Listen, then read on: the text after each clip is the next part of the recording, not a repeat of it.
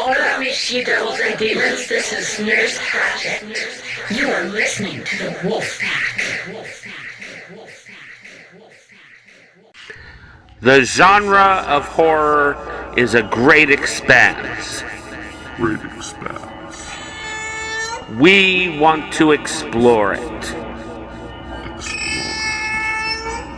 We've spent years building our credibility, our reputation, interviewing people from all levels of horror, discussing visual and literary horror. This is our exploration. This is Full Spectrum Horror. Do you really wanna taste it?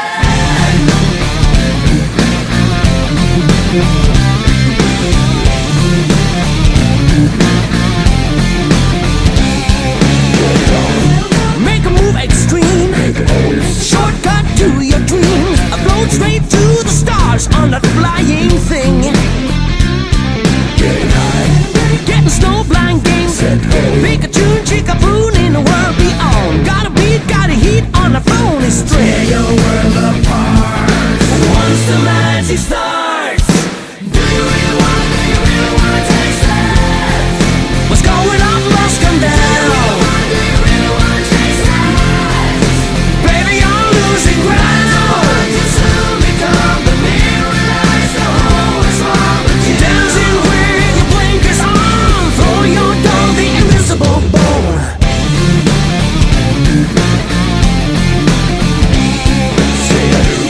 And put the jet in gear.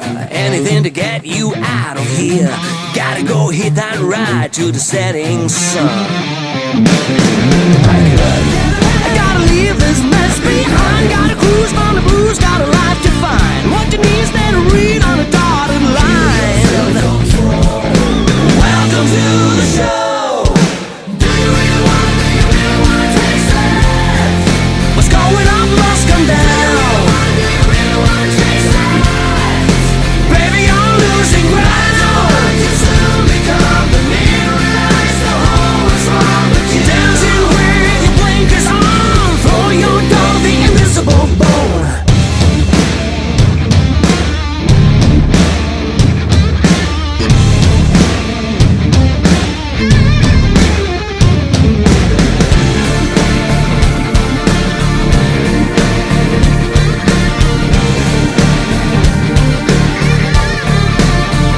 Poison to your mind. Devil in disguise. Do you really wanna taste it?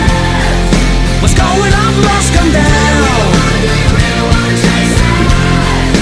Baby, you're losing ground. You soon become the mirror lies. The whole is wrong with you. Dancing with your blinkers on. Throw your dough, the invisible bone. Do you really wanna taste it? What's going on must come down. Do you really wanna taste it? Baby, you're losing ground. You soon become the mirror lies. The whole is wrong with you. Dancing with your blinkers on. Throw your dough, the invisible bone. Wow, that's odd. Yes, who?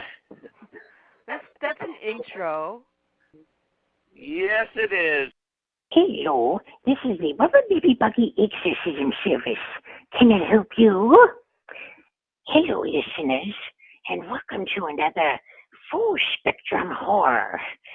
I am your host for tonight, the Neighborhood Witch. I have decided to take over for you boys tonight. Come with me to my basement, and where I have them tied up. One of them is a nice young man, who I believe is the host. The other looks to be a blacksmith. Say hello, Mr. Blacksmith. Oh, and open wide and take a bite of this apple. Highland! Highland! We are here, Highland. Your teddy bear, Mr. Cuddles, is burning in hell. We're here for you, Mr. Highland. Me and Goofy. Guard scares everybody. Goodbye, goodbye, Pazuzu. Come on. And welcome to Full Spectrum Horror. You know, my co-host here, got to acknowledge him, of course, is the horror sex symbol, Chris Highland. How you doing, Mr. Highland? Don't call me that. You know who I am. Don't you? Yes, I know who you are. Horror Jesus. Okay, here we go. Yes, that's me. Yes. Yes, we're back, and we actually have a fun movie to discuss with a special guest. He is not only the director, but also the writer of Repossessed, Mr. Bobby Logan. Mr. Logan, welcome to the show. Nice to be here. How you boys doing? Oh, we're awesome. doing good. How you doing? It sounds like a meth session, but okay. You guys have got the greatest voices. I love them. Thank you. It's all due to practice. So, what are we going to talk about tonight? Oh, Repossessed. And I have a list of questions here with me. So, not to waste time, how did you first get into the writing and directing profession? And apologies up front, a little bit of bronchitis, just so you know. Okay. It all began actually when I was about 10 years old in my neighborhood. I always wanted to be a Disney animator. The only problem was I can't even draw stick figures. So I didn't know how I was going to do that, but I realized ultimately it's that I wanted to tell stories, make movies. So I saved up my money cutting lawns, bought a Super 8 camera, used a thing called film back then. And I started making little 3-minute movies because the cartridge of film was 50 feet and it was 3 minutes and 5 seconds. So I wrote little 3-minute movies and I shot my neighborhood buddies. I put them in the films and they acted them out. The reason I did that is because when it was done, I charged them to see it, and I knew they'd want to pay because they'd want to see themselves. So it gave me the money to buy more film and processing to make another movie, and that's how I started. And as far as the comedy part, it was really, really simple. I came from a pretty, unfortunately, bad childhood. My family broke up. Parents divorced. Mother was had mental problems, and I became the funny guy, and I did that as a defense mechanism. I tried to find the funny in the world, so I didn't have to deal with the real world, and that's how I got into comedy. There you go. Cool. How's that for a short answer? Yeah. Oh, yes. So basically, as I used to tell people, I took a mentally defective attitude and I built a career around it.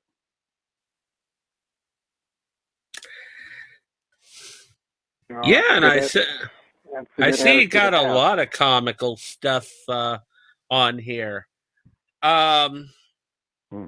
On your credits, it says 1986 Ghostbusters TV series. Is that the one based on the movie Ghostbusters, or was it the Sid and Marty Krofft Ghostbusters? Very good. The Sid and Marty Krofft Ghostbusters. Oh, yes. I love that one. I got hired by a wonderful man named Arthur Nadell, who used to be a producer and directed episodes of shows like The Rifleman and so forth. And he was working at a company called Filmation. with Lou Scheimer and Norm Prescott, mostly Lou Scheimer. And he knew about my credits of all the comedians I was writing for at the time on TV, and he hired me to develop it. The irony is that show, that Ghostbusters show, starred Larry Storch and Forrest Tucker of F Troop. The two of them in a gorilla in a suit, and it was just the weirdest thing. Irony is that years later now, along with one of my producing partners, I own the rights to F Troop to make it a movie. And that's a project I'm working on right now, working on the script. So working with Larry Storch and Forrest Tucker back then turns into Larry Storch and Forrest Tucker on F Troop, the movie. Nice. Yeah. I have to say, I mean, it was always funny for me because, you know, I was a big fan of your Ghostbusters. Mm-hmm. And then I saw that they were making a Ghostbusters movie, and I'm thinking, oh God, they're doing the Ghostbusters, and then it's something totally different. Exactly. And they actually, when Aykroyd and Ivan Reitman and them, when they all made the Ghostbusters movie, they had no idea that there was a series called The Ghostbusters. And they went through a big hassle getting the rights. Eventually, Warner Brothers paid out. They were even going to change the title of the movie from Ghostbusters to something else because they were having such a problem to get the rights, but they ultimately did. I think it's a little thing called Cash that works very well. And they got the title, and that's how that happened. Yeah. And the thing was that what's amusing is that when they did the cartoon, they had to put it as the real Ghostbusters, Yeah. You know, to differentiate it from your Ghostbusters, which actually even later on had its own cartoon series. I remember. That's true. And I'll give you another irony. In about 1985, 86, the company, the cartoon company DIC, which did the real Ghostbusters cartoon series, I was in their building because I was developing and story editing Dennis the Menace, a cartoon series on Dennis the Menace. And across from my office was a guy named Joe Straczynski, who was developing the real Ghostbusters. And Joe went on to create, what was it? What was that series? It was like Star Trek. Well, I know he did Captain Power, and then he did that other. No, it was a lesser-known series called Babylon 5. Babylon 5, that was a thing. Yeah, he did. He went on to do that. Yeah. So Joe was across the way from me, and we always had fun little conversations because he was doing this very heavy Ghostbuster thing, and I was doing the silly Dennis the Menace at the time. Anyway, everybody crosses paths in Hollywood if you're here long enough. Yeah, and I also watched your Dennis the Menace series too. Yeah, had fun with that. It was a lot of work. Each half-hour episode had 3 stories. I think it was like a 10-minute story, a 6-minute story, and a 3-minute story. So the initial order was for 65 half hours. So that was 190 stories. So needed a lot of writers, and I did a lot of editing on that. That was something. Well, that's cool. Oh, and I also wanted to talk about your full-on blockbuster television series that I think you did one episode on. Tattooed Teenage Alien Fighters from Beverly Hills. Oh my God. Yeah. Yeah, that was a couple of very, very dear friends of mine, Jim Stahl and Jim Fisher, Second City guys, and I've known them for 40 years. They're dear, dear friends. They wrote the Beverly Hillbillies movie with Jim Varney years ago. Anyway, they were doing this, and they called me one day and they said, "Hey, you want to write one real quick?" Because they knew I wrote fairly quickly, and they needed the script like in 2 or 3 days. So I took it on and got it out. And that's right. I kind of forgot about that one actually. Oh my God. I mean the production values on that was just, oh my God. I mean, seriously, they tried to do a Power Rangers like series on the budget of a sitcom, Mm-hmm. and they used electric trains and stuff for the cityscapes and stuff, and had wrestlers pretending to be the kids when they were in their superhero thing. And what was funny is that the blonde girl, she was flat as anything. And when she turns into a superhero, she had these big ass breasts. And they were wearing these rubber suits. Well, hey, it was the 80s. And, television was just starting to spread in new directions, excuse the pun. And that's those. The 80s were very interesting times for humor, for animation. Remember, this is when MTV started kicking in, and went through a major metamorphosis. And now it is what it is today, whatever the hell that is. Yeah, and I mean, the early, the 80s, early 90s was just the perfect time for your movie Repossessed to come in, because that was a big time of the all-out parodies. I mean, it was just amazing, because we had Airplane, we had Police Academy, Naked Gun. and Naked Gun. Yep. Naked Gun actually started as a TV series. It was called Police Squad on ABC, and they did 6 episodes, and they got canceled because the network put the show on too early at night. They put it on at 8 o'clock because they thought, ABC executives in their wisdom thought, whenever you have a show that says, has lines like, you see that guy out there, go put a tail on him. And the guy runs off with a little furry tail to chase him. They thought that was for kids, but they didn't get that you really had to think about the humor. So they put it on at 8 o'clock. They ran like 2 or 3 episodes.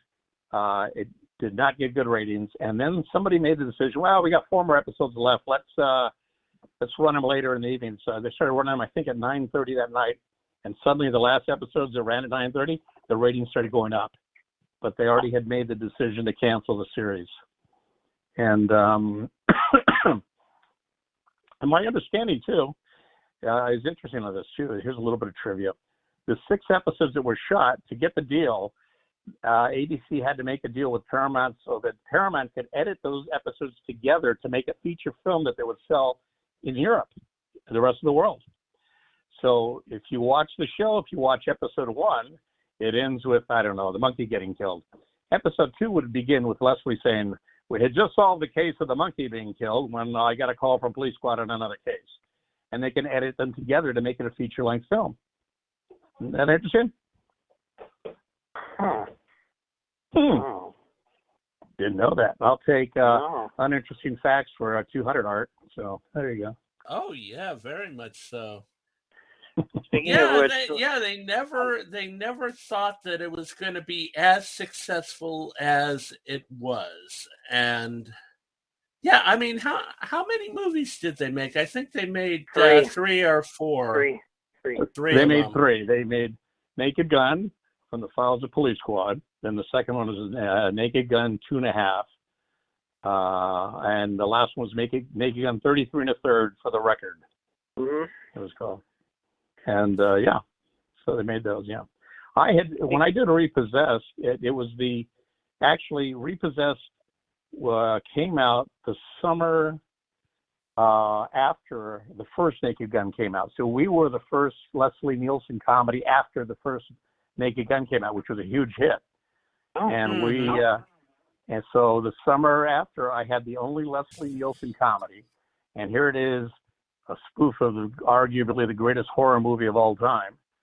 And yet the studio, because of a pretty interesting story, put it out, instead of in 2,000 theaters, they put it out to 50 theaters and tried to go right to cassette with it because of the new people that came in. It's a long story. New people came in when I'm editing the movie, not the people who brought me in and let me do my thing, and they destroyed it. So Yeah. there's a whole. It actually physically hurts my teeth to even tell you that story. Yeah, what's funny is that I recall that Fangoria magazine did an entire article on Repossessed. Oh, I didn't know that. Because of the fact that they had Linda Blair in it, and doing her character in that, and of course being in the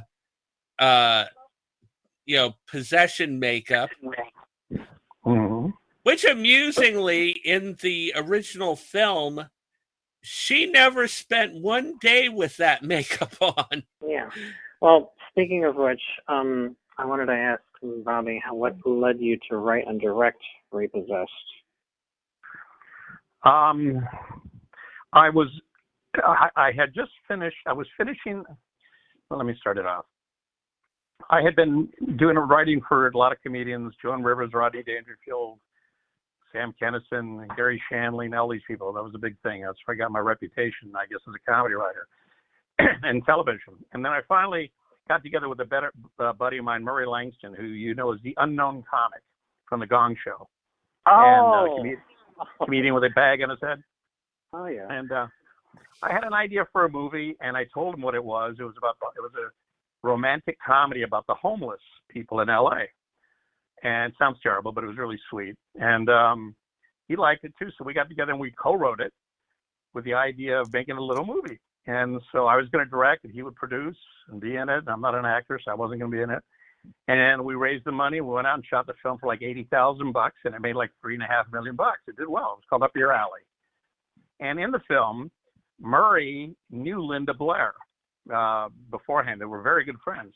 And I told him, we got to get Linda in this movie because that's going to help us guarantee getting sales, because that's the big thing. Distributors and movies, especially back then, who's in it? They don't care what it's about, just who's in it. Excuse me. And so Linda was in the movie. So I'm directing Linda in the movie, and we became very quick pals. And during the shooting of that movie, which was only like a 9-day shooting schedule, by the way, the idea just hit me. Oh, gosh, wouldn't it be fun to do a spoof of The Exorcist? And then the title hit me. Well, if it's Linda Blair in it, she's already older, so she's got to get possessed again, so she's repossessed. And I went, oh, this is too perfect. So I told her the idea, and she said, Bobby, I love you, but no. And I said, why not? She goes, ever since I made that damn movie, I've had people everywhere make fun of me. They see me in the street, hey, Linda Blair, turn your head around for us. Ah, hey, Linda, throw up for us. Ah, that kind of stuff. And she got tired of everyone just laughing at her. And I told her, Linda, but my idea is not to laugh at you, but to laugh with you. It's to exercise it from you in a sense by going full front and having fun with it. And she said, I love you, but now, Bobby, I won't do it. And I said, all right. And I don't know why. To this day, I don't know why, but something told me to go write the movie anyway. Now, if she wasn't going to be in it, it's a waste of time. So I took 6 weeks, and something said, write it. So I wrote the script, and I called her. I said, you know what, that idea, I still wrote it. Will you read it? Okay, I'll read it. So I gave it to her. Now, Linda, God love her, is a great actress and a wonderful person, but she doesn't really know comedy that well. And she didn't get the humor, and that was in it. It was very much Marx Brothers Airplane, goofy like that. And so she called me back and said, I just really don't get it. I said, look, I want to do this. Let me take you out. There's a movie out right now called The Naked Gun. It's in the theaters, and it was a huge hit for Leslie. And I said to her, I want to take you to see the film so you can understand the humor. So I picked her up. We went up to Universal Studios. I lived in Studio City at the time. And took her to the theater. There's only about 6 people in the matinee. But I took her in there. We watched it, and she laughed her ass off. And she said to me, okay, I get it. She goes, and now I understand the humor. Yeah, she goes, I'll tell you what, I'll commit to the project, but you have to do one thing. And I said, what's that? She goes, you got to get Leslie Nielsen to play the Exorcist. Now, that's like saying today, get Tom Hanks or get Tom Cruise, to be in your movie. Oh yeah, I'll call him up. He'll come right on over, But what she didn't know, and what I remembered was about 10 years before, I was a writer on a sketch comedy show called Laugh Tracks, and Leslie was a guest. And I wrote a sketch that he liked, and he liked it so much that, he told the producer, get the writer over here on the set. So they called me in, I met him, and he gave me a business card. He said, stay in touch with you. I like your sense of humor. I said, great. And I had kept the business card somewhere in my files. So I spent about an hour and a half looking through my files, and I found his phone number. So I called his home, and I was hoping to get the answer machine because I wouldn't know what to say to him. Remember, at this time, he's the biggest comedy star in the world with Naked Gun. It was that huge of a hit. And I got his answer machine, and I'd say, hey, Leslie, this is Bobby Logan. Do you remember me? I wrote that sketch for you, blah, blah, blah, blah, and explain. I said, listen, I just wrote a spoof of The Exorcist called Repossessed. I got Linda Blair to be in it. Love for you to be The Exorcist. And I know you're the biggest, hottest star in Hollywood right now, but if you can give me a call back, I'd appreciate it. So I left my number and I hung up. Next morning at about 6 a.m, my phone rings. My wife picks it up. My then wife picks it up. And she answers, and I'm dead in a coma. And she goes, Bobby. I go, what? She goes, it's Leslie Nielsen. And I go, huh? And I grabbed it. And he says, pick up the phone. I go, hello? He goes, Roberto. I go, hi, how are you? He goes, very good. He goes, oh, hell. He goes, I'm sorry. What time is it there? 6 o'clock? I'm in New York. I'm hosting Saturday Night Live this week, and it's 6 o'clock. It's 8 o'clock. I'm sorry. Did I wake you up? And I go, oh, no, I've been helping. Of course, I was asleep, but he knew it. He says, I love the idea of this thing. So he goes, I remember you, of course, and you did a sketch about the so-and-so, and he just remembered it all. And so I said, well, I know this is out of left field because, you've got your big agents and everything, but I thought I'd call you. He goes, do me a favor. Just send me this, Federal Express me the script. I'll read it in a couple nights and then watch the show, and then I'll let you know if I like it. So I sent the script. He gave me a little hint. There's going to be a little clue that he gave me in one of the sketches that he did on Saturday Night Live. And if he did that little clue, then he liked the script. And I watched the show, and sure enough, he did the little clue. Next morning, he calls me up and says, I love the script. I want to get it to my agent, Sandy Bressler, and let's try to get this thing going. Within 3 days, we had a deal at Carolco. It's a company that made Rambo and, Total Recall and all these other films, and Tombstone or whatever. And suddenly I went from an $80,000 movie to, $6 or $7 million to make the movie. And that's how I got made. Then other stuff happened. Yeah. Yeah. Show business got in the way. But anyway, that is a long answer for you. Yeah, and an interesting little piece of trivia is that your film came out a month after Exorcist 3. Yes, and a lot of people got It's confused. incredibly ironic. Yeah, Mhm. I thought that was hilarious. And a lot of people got confused between the two. That was another bit of the stupidity of the publicity people at Carolco. So there. Yeah, and it's a shame, because your film is a real, it really is a humorous romp through the time that it was made in, because you've got all the stuff. You got the wrestlers, you got the music sequence and stuff. Oh my God. Well, I really love the Addicted to Love homage. That was hilarious. And the Robert Palmer bit, yeah, it was interesting. The original, what was sold to Carolco, what I sold to them, was basically a spoof of The Exorcist that was certainly a crazy comedy, but looked and felt more like the movie itself. And I didn't want to have too much of the stuff like at the gymnasium and that kind of stuff. And that's another part of it.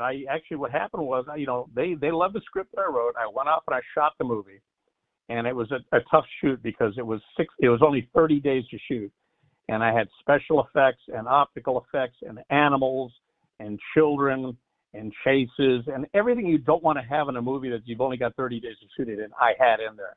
But our budget said that's what you got. And but I got it done. Then I'm editing the movie. As I'm editing the movie, the company Caraco sells to another group. So suddenly the people who were protecting me at the studio suddenly were gone. And I'm left editing with my editor and my editing team. And one day they call from there and said the new people who are, the new executives, production executives, are going to come into the edit room and talk to you about the project. And we're like, oh, God. Well, they came in. We're cutting over at Warner Hollywood.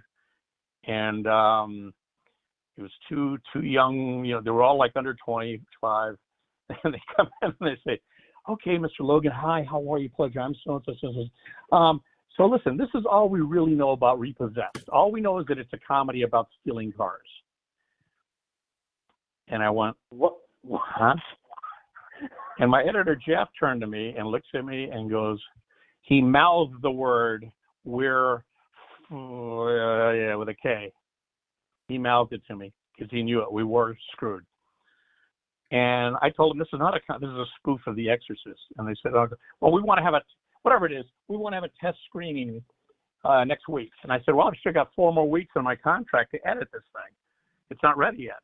Well, give us what you got in a week and we're going to take it to the theater and run it. So they set up a test screening in Glendale, and a theater sets like 500 people. I go there, we go in the morning, we take the plates of the film, boom, boom, boom, we set it up. And later that day, they let in the audience. And the audience they had hired, a test audience, were 500 7 to 16-year-olds. Now, understand something. This is a spoof of a movie. This is 1990. This is a spoof of a movie that came out 18 years earlier, 1972. This is for people who were older who had seen the movie. You don't understand a parody of a film unless you've seen the film, right? Oh, yeah. Well, these kids weren't even born. They were still bouncing around in Daddy's nutsack when this movie, the original movie came out. So everything that a 16-year-old would laugh at, they laughed at. But everything that was Exorcist related, like when Linda's floating above the bed and Leslie pulls out some scissors and cuts the string and thank you for, they didn't get it. All the Exorcist stuff. So we do the test, and then I said, this is crazy. This is not the audience I sold this movie to you guys for. Well, it's the audience we want to go after now. So they said, let's take out all the Exorcist stuff as much as we can and put in stupid stuff like, let's reshoot a scene in the gymnasium with a gay guy with a banana. And this is not stuff that I wanted to have at all, and I didn't have initially. And that's the movie they went out with. And they blew it. They had the only Leslie Nielsen comedy, Repossessed, the summer after Naked Gun came out. You could have made a home movie with Leslie Nielsen and made millions. But they went out to 50 theaters across the country instead of 2,000. And then with her little cassette release. Now, it found an audience afterward on DVD and VHS and all like that, but it broke my heart what happened with that movie. Oh, yeah. So yeah. Because even with what they did to the film, it is brilliant. I love the Tammy Faye Baker stuff and that. It was very 80s.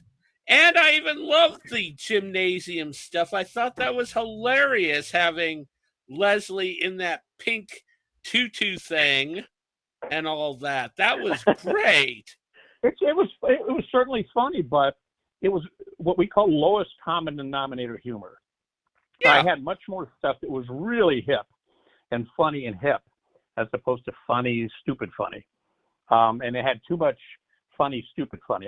Certainly it was funny, but it was not the style and look of the movie I wanted. It's like Young Frankenstein by Mel Brooks was a comedy, but it looked like Frankenstein, right?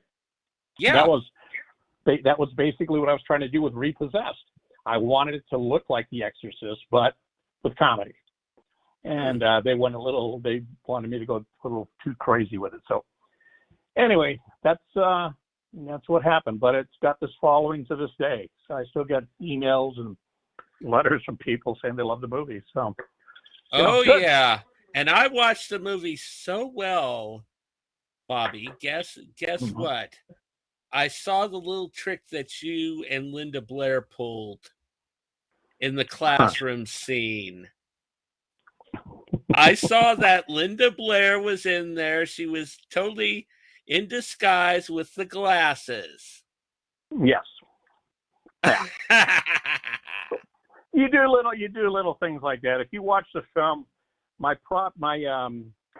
gaffer department, the lighting team, made a little triangle, this weird little triangle that was about a foot long on each side, or whatever, 3 sides triangle, and they would hide it in scenes somewhere in the background. And to this day, I haven't seen them all, I don't think, but they did that because I allowed them to do that kind of stuff. I always let my crew play too, and if you got an idea, let me know. We'll put it in the film. And so forth. So we had a lot of fun with that. I loved the subtle humor, of course, that you named the character Nancy as Nancy Reagan and all that. I caught the subtleties. That's what I liked, is that the film went from subtle comedy to the wacky comedy. It was kind of a smorgasbord of comedy there. I thought it was brilliant. Well, I appreciate that. I try to, you want to hit everybody, as best as you can. And you want to have humor that everyone can relate to, and then certain things that only certain people will. Because if you do a joke that only 10% of the audience laughs at, it wakes up the other 90%. They go, what do we miss?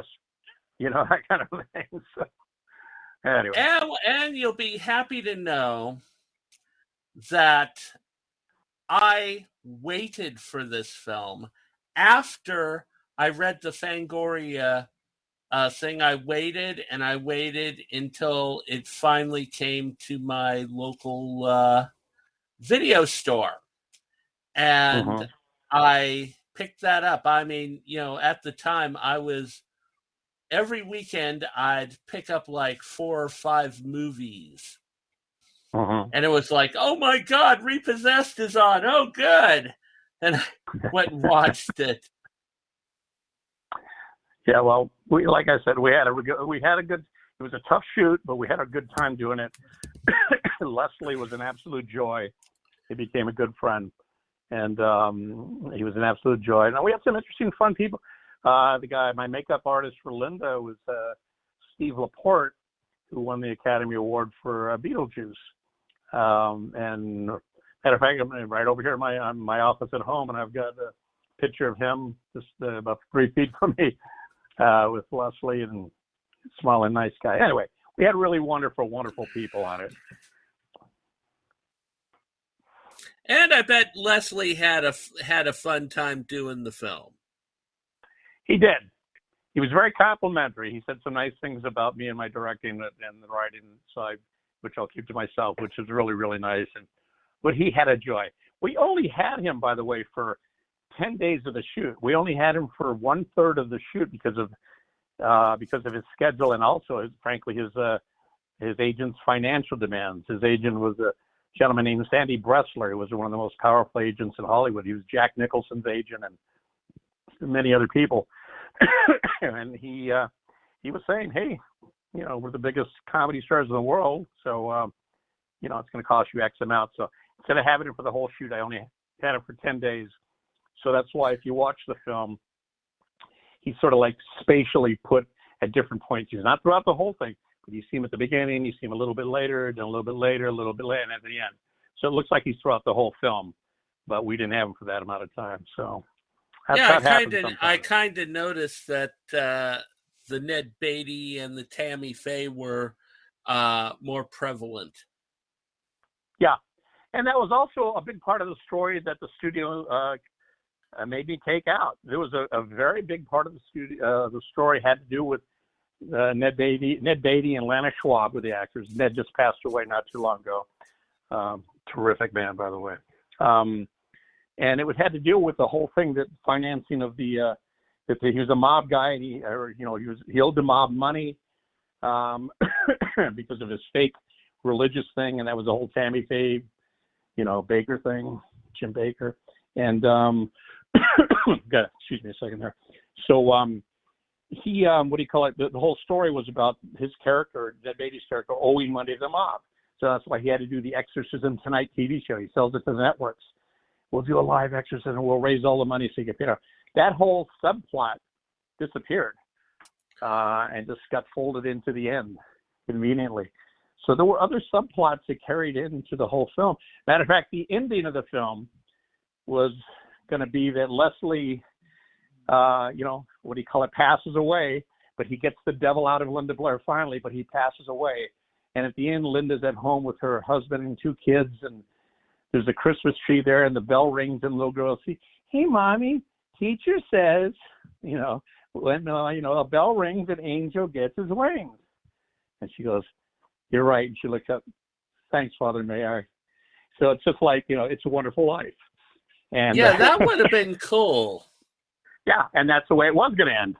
But they thought, again, the kids between 7 and 16 years old that they were going after wouldn't even know that reference. And they wouldn't. But Which is funny because most families actually do watch It's a Wonderful Life. True, I know but my family did. Yeah, but they just didn't think the young kids would get it or remember it. Yeah, the older that's people who've seen the movie. Yeah, if you've seen the older people have seen the movie so many times that they'd remember, but they didn't think the kids would. So again, it was just a stupid, uneducated, uninspired publicity department. And I sound bitter, and I'm still bitter. 32 years later. Oh, understood. That's the way of films. Well, that's why you have to fight. It's usually, you're like Rocky Balboa, the boom, boom, boom, having to fight for your movie. Always. That's. Go on. This is why I've suggested a comic book adaptation of the first drafts of scripts. Now, what was that about? First, I'm sorry, I misunderstood you. What did you say? Oh, I've said this is why I've suggested comic book adaptations of first drafts of scripts. Well, if you, I've got the first draft here. I'm not going to put it out, but I mean, I've got the first draft. If you read it, you'd see a lot of differences in the way I wanted the film to look and whatever. But hey, ultimately it's product. Kurt Russell had a great line about every movie. He said, it doesn't matter if your budget is $9 million, 900,000, or 900 million. It all ends up at 4:30 in the morning on channel 614. So, in other words, it's just product, ultimately. Pretty and that's much. the way to look at it. Well, that's why they call it show business. It should actually be called business show because it's more business than it is show, actually. In my opinion. Yeah. So anyway. Yeah, I mean, I know I've dealt with the Hollywood types myself, and it's like, oh God, Well, you went through the majority of my questions, so let me just skip down to this one. What notes did you get from the MPAA? None. We had no problem.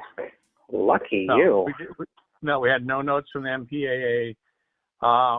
When we did have, licensing, you had questions about, when you throw in a script before you start shooting it, we have to submit it so you get people who go through it and they say, well, you can't say this about that person, they may sue us, or do you have proof about this, and so forth. The little changes that we had to have was, for example, I had a scene where Ned Beatty is talking to the executives at the network. As a matter of fact, the executive was my actual agent, Doug Drazen, at the time I gave him the part. And he says, this special is going to put us on the map. And he touches the map, and the map starts burning like Bonanza. And you hear dun dun dun dun dun dun dun dun dun. Well, they didn't want to spend the money on the song, so they put a knockoff song in there. Dun dun dun dun dun dun dun dun dun dun. So you kind of get that idea, but it should have been the actual song. So they do that stuff. They were concerned about the Ted Kennedy joke that I had.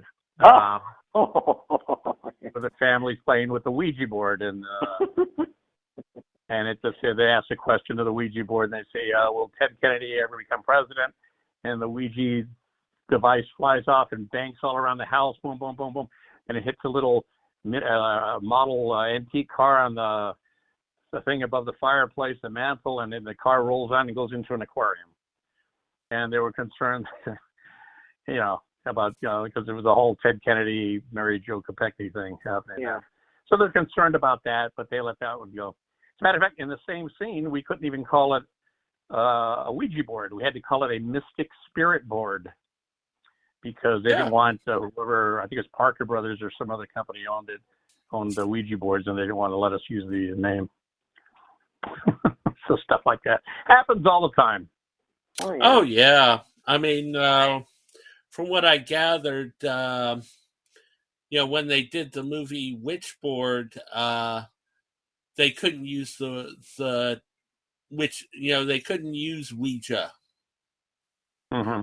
And they had to come up with, they couldn't even use the exact Ouija board, Parker Brothers version, so they had to come up with a different one. And then in the other sequels of that series, they had different ones. They were like hand carved type things and that.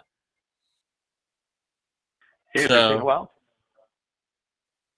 we also know about E.T., obviously. In E.T., they wound up using Reese's Pieces, but they wanted to use, I think it was M&M's.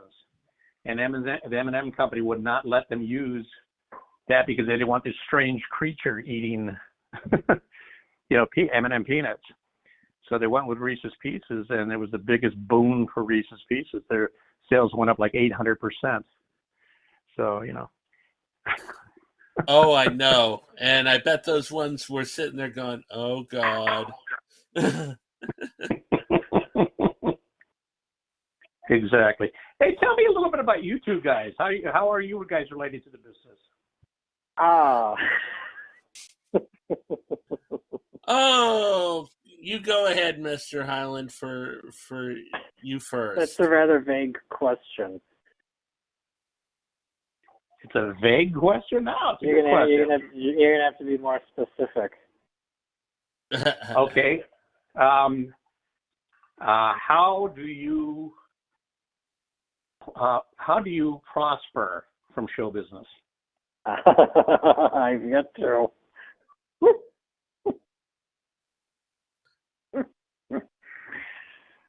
I'm working on that. Okay. All right. I'll tell you what. I'll withdraw the question, Counselor. Oh, no. I'll answer. With me, I've actually worked on a few movies. I've done a little bit of screenwriting on independent films. I actually got started screenwriting on a couple of actual studio films, but I did it as a ghostwriter because, of course, I wasn't in the Writers Guild, and I was like 17 years old at the time. But the films that I did were actually really good, and they inspired me to go to film school. And after film school, because it's so hard to get into movies, I ended up starting writing, and I ended up getting contracted to do a series of Friday the 13th novels. Through a deal with Berkeley Books. Unfortunately, I didn't know when I signed the contract that they were young adult novels. And this was after they did Jason Goes to Hell. Gotcha. And I actually got a little bit of fame from that because, that was when there was years between, Friday the 13th films. And so my book series failed, but every Friday the 13th fan wanted to read my books. And so later on, I came back to horror. I started doing independent horror films with people, and I ended up, working on a few films. One of them that I worked on is still waiting to be released. It's been basically in hold hell for 6 years now. Oh. But I wrote the novelization for it. It was a movie called Psychotic State, and I wrote the novelization, and the novelization is actually very popular. Good. And yeah, and now I'm writing an anthology of different stories, and I'm a horror host and, of course, podcaster. Oh, that's great. That's excellent. And Mr. Highland is my apprentice author, but he's actually published. I published 2 of his novels, and he's been getting a little bit of buzz himself. Yeah, I'm writing well, I've told the both of you I'm writing a pilot for a proposed TV show. And I wrote also an outline for originally I thought it was going to be a novel, but I thought, well, it works better visually, so I thought, well, why not just turn it into a script? Excellent, guys. That's it. This is good to know. The film idea is basically a parody of Shaft. Oh, neat. It's interesting. My one of my producing partners, Danny Wolf. By the way, you'll see our stuff at our web. If I can plug it, our website is loganwolf.com. LOGANWOLF.com. You can see a lot of my movies and my TV shows and all that stuff there. So Danny is the Wolf of Logan Wolf. It's one of our companies. And he was just going last night to a revival of, what was it? He was going to see Shaft and what's the one about Freddy's Dead? Shaft and Freddy's Dead. Oh, what was the name of that one? Ron O'Neill. It was like Shaft. Wow, Bobby. Why am I blanking on the name? Shaft and whatever. Anyway, black exploitative type films and that kind of a thing. So yeah. Hey, can I tell you something that my assistant sent me a text on just right now? She wants me to. A lot of your listeners here and are probably wondering how do they get into movies if they want to get into movies. You were asking me how I got into it. About 15 years ago, I started a little give back program called the One Day $99 Film School. And what I would do is I started a website, onedayfilmschool.com, the number one, not the word, just number one dayfilmschool.com. Check it out. And what I would do is I would have like 12 people come to my home on a Saturday every weekend. They gave me $99 each. I donated all the money to the Union Rescue Mission in LA. And I tell them in a one-day course what they got to do to make a movie. And really what you really need to do to make a low-budget movie. Every part of it, from the idea to getting it done and so forth. So she reminded me to tell you guys, if anybody's out there listening and interested, we have a DVD series. There's, I think it's about 4 to 6 hours. It's been edited down. The 8-hour course has been edited down to just the meat of it, like 4 hours, and it's available at the website. So if you guys are interested in it, take a look at onedayfilmschool.com. And again, the number one, onedayfilmschool.com, and you'll see the DVDs available there if anyone's interested. And, like I said, I donate the money to the Union Rescue Mission. So you'd be helping a good cause, and you'd also learn how to make a movie. I'm not doing the live course anymore. Just the DVD. You know who took the course? Steve Wozniak, who created Apple Computer.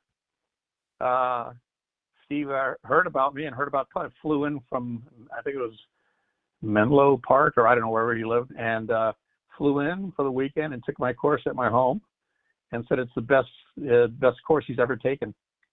Seriously. Check it out. Yeah, just thought I'd mention that. Thank you for letting me mention it. Oh, no problem. Thing. Yeah, it's cool I love taking taking filmmaking courses and that. It's always interesting, because each course is slightly different in that. Yeah. Well, there's the one person who's going to remain nameless who's like the biggest in the world at doing it and makes literally $25,000-$30,000 a weekend teaching the course. The irony is he's never made a movie in his life. Oh. Yet he teaches this course and makes all this money. And, I'm not knocking it, good for him, but, if you're going to have heart surgery, you don't want a guy who's read 100 books on heart surgery. You want a guy who's done 1,000 operations. Oh, definitely. Same thing here. So this is from a guy who's actually made the movies and shows you how to cut around it.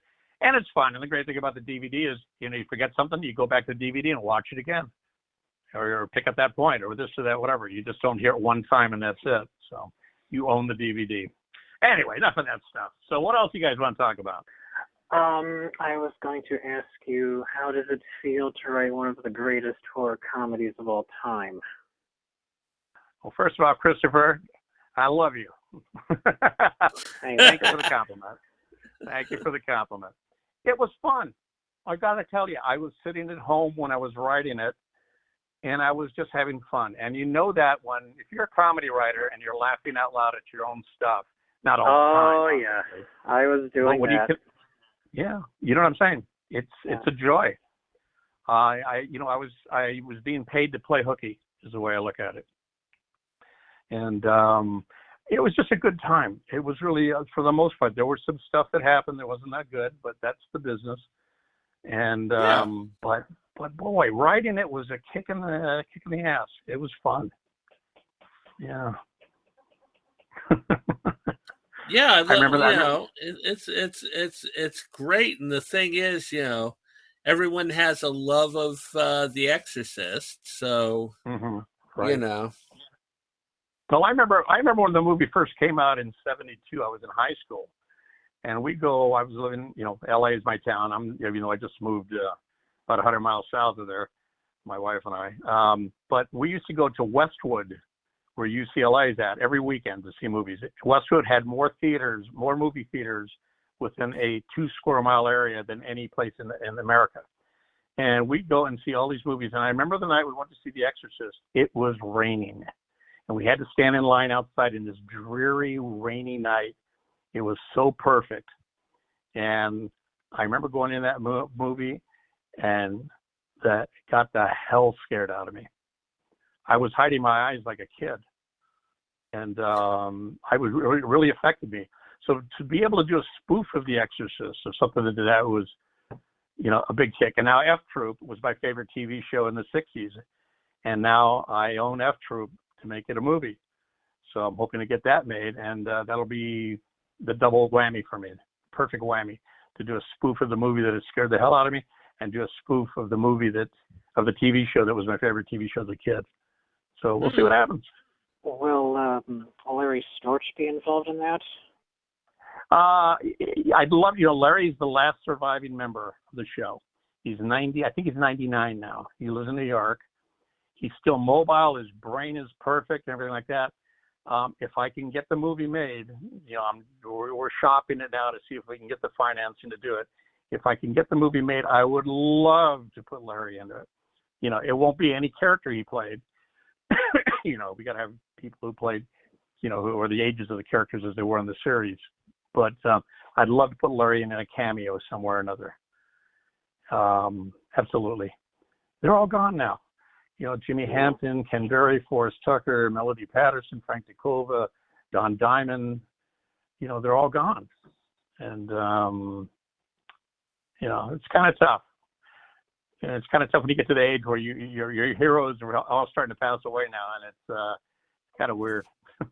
Yeah, I know how that is. I mean, shit, my big hero, when I was young was William Shatner, and now he's 90 years old. Yes, Well, 91. 91, But I keep forgetting. But he still keeps on. He still keeps active. He does not look 90. Without a doubt. So no, he doesn't. Yeah. I also wanted to Yeah. Oh. Go ahead. Oh, sorry. Go ahead. It wasn't a big. I wrote the Trivial Pursuit special for ABC in 1984, and he was one of the guests on the special, and worked with him. So, yeah. Anyway, you were saying. Oh, I was going to ask you, what are some of your favorite horror comedies? Horror comedies. Well, interesting. There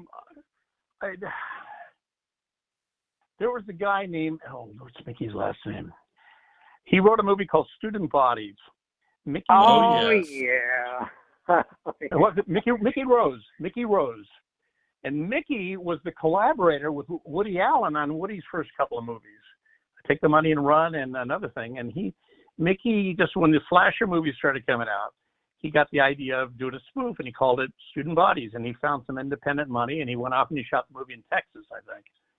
And so it wasn't the greatest comedy, and he would say the same thing to you, because he had to write like I wrote Meatballs 4 in 8 days, because it was part of a deal. But he so he did that. So I kind of like that. I thought that was funny. Obviously, horror with Young Frankenstein is the top. Yeah, the greatest. Yeah, no doubt. And but let's see, horror. What else? A friend of mine, Jamie Klein, wrote a thing called what was it called? Oh, Bobby. Thursday the 12th or something like that. Saturday the 14th. Saturday the 14th. That was it, in the early 80s. I was managing the old Westwood Comedy Store, and he was a comedian going on stage, and he had told me, I just wrote this script. And then he came in a couple weeks later and said, hey, I sold it. It's great, man. That's excellent. Saturday the 14th. I think they did it for New World, Roger Corman, I think, or something. I may be wrong on that. But those are my kind of my favorites. What about Frankenhooker? You ever see that? Never even heard of it. Yeah. Oh my God! Oh, you have to see it. Oh, you have to see it. Oh my God, it's just crazy. Oh, if you like Young Frankenstein, you'll love Frankenhooker. Oh. I am writing it down right now as we speak. So it has, I think, the best endorsements any movie could have. It was endorsed by Bill Murray when it came out. The endorsement reads, "If you see one movie this year, see Frankenhooker." Oh, that's excellent. I will check it out. I promise. That'd be a kick. Yeah, it was done by the director that did Basket Case. Was Ruth Buzzy in Basket Case? Who? Ruth Buzzy from Laughing? I'm trying to remember. I don't think so. She did a couple. She did a couple of those low budget horror films. Yeah. Yeah. And God, I think it was with Fred Olen Ray. I'm not quite sure, but anyway. I can't remember the one that she was in, but the thing is that she turns into a demon, not Dalmatian, poodle. Poodle. Yeah, she turns into a demon poodle. It's hilarious. But I can't remember the movie. It sucks. Well, that's the thing, if you've watched as many horror films as I have, it gets a little, they kind of meld into each other once in a while. Well, maybe they were on Maybe they were screened on Elvira's show. Oh, I more went than likely. you know what, Cassandra, I went to the premiere of her first horror film. I forget what it was called. I think it was Elvira. It was Elvira, I know that Mistress one. of the Dark. Yep, that one. Yeah. I actually went to, I was invited to go to the premiere of that over at the Chinese Theater. I remember I went there. A friend of mine, John Paragon, who was a very good actor. He was very funny man. He was a groundling. John was, he played the breather on Elvira's TV show. And John invited me, and I went down there. It was a real kick. I remember it was a fun night. Terrible movie, I hate to say it, but it was a fun night. It was definitely a fun night. And but we've all done terrible movies and had fun nights. So what do you do? What? It was I loved Elvira. That was great. You know, I also loved the sequel, Elvira's Haunted Hills. She's an absolute doll. She's one of the nicest ladies around.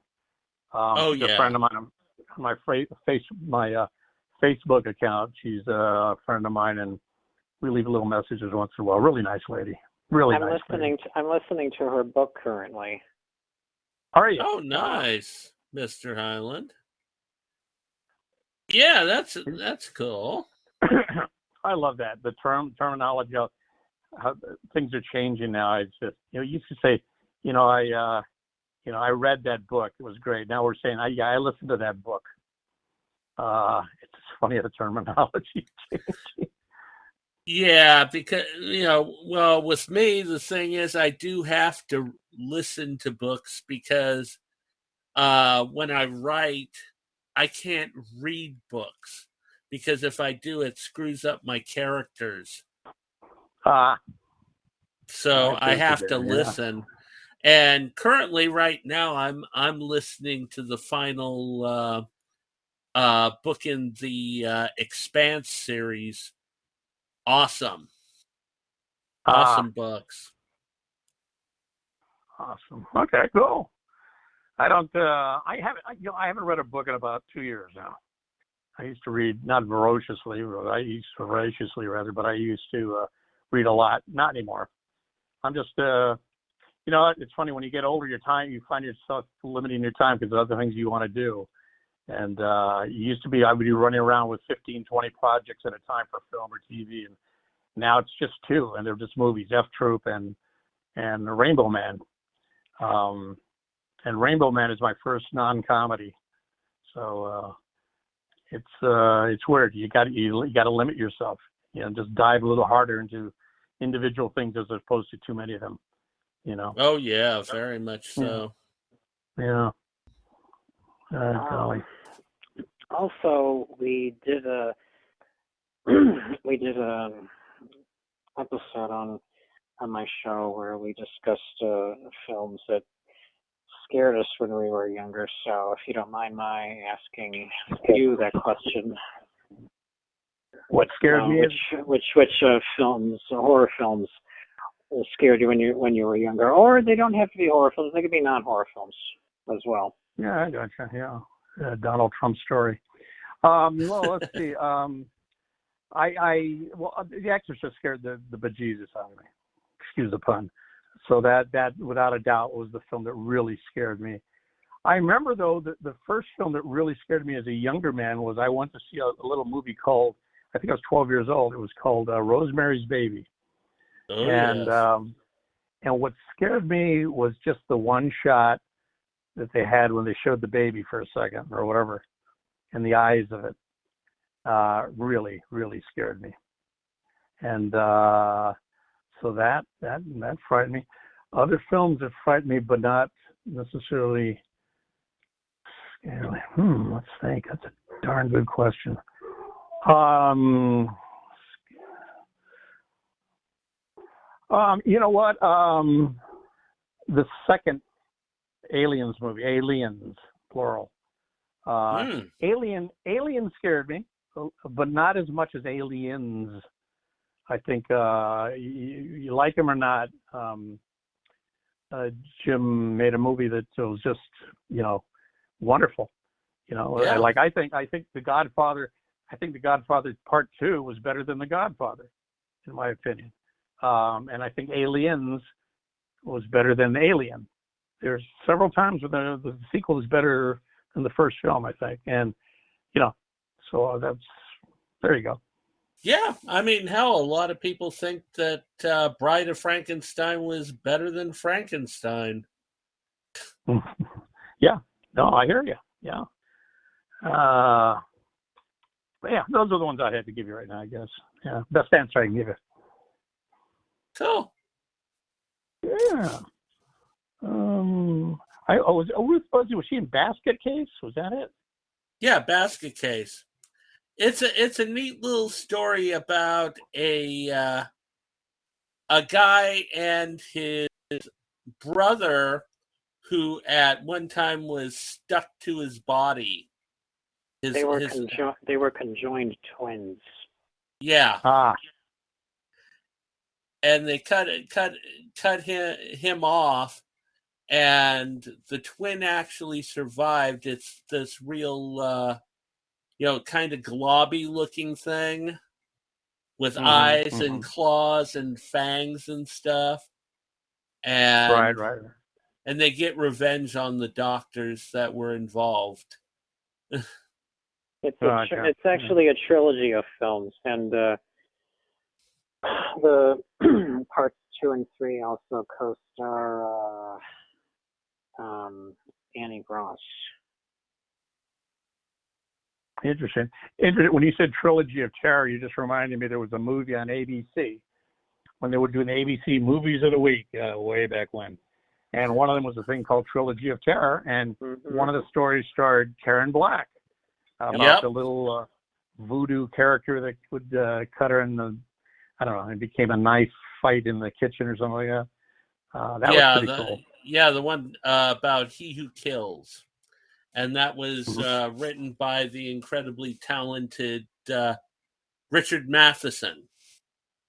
Yes, whose son is Chris Matheson, who I don't know well, but I'm very good friends with his writing partner.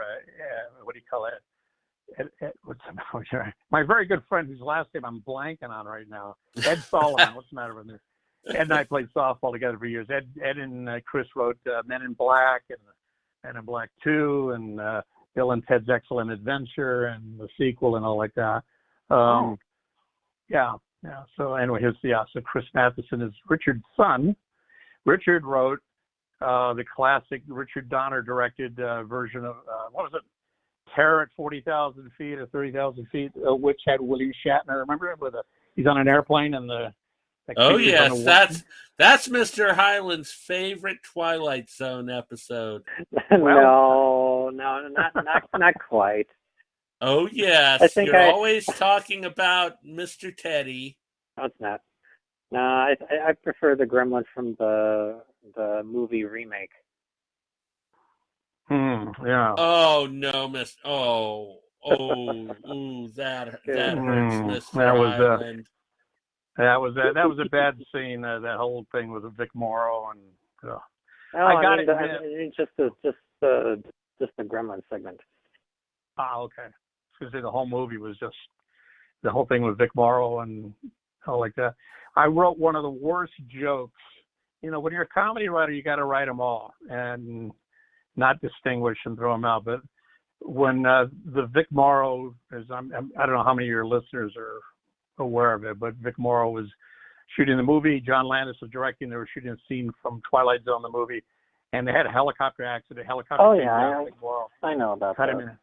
Cut him in half and cut 2 kids in half and just whatever.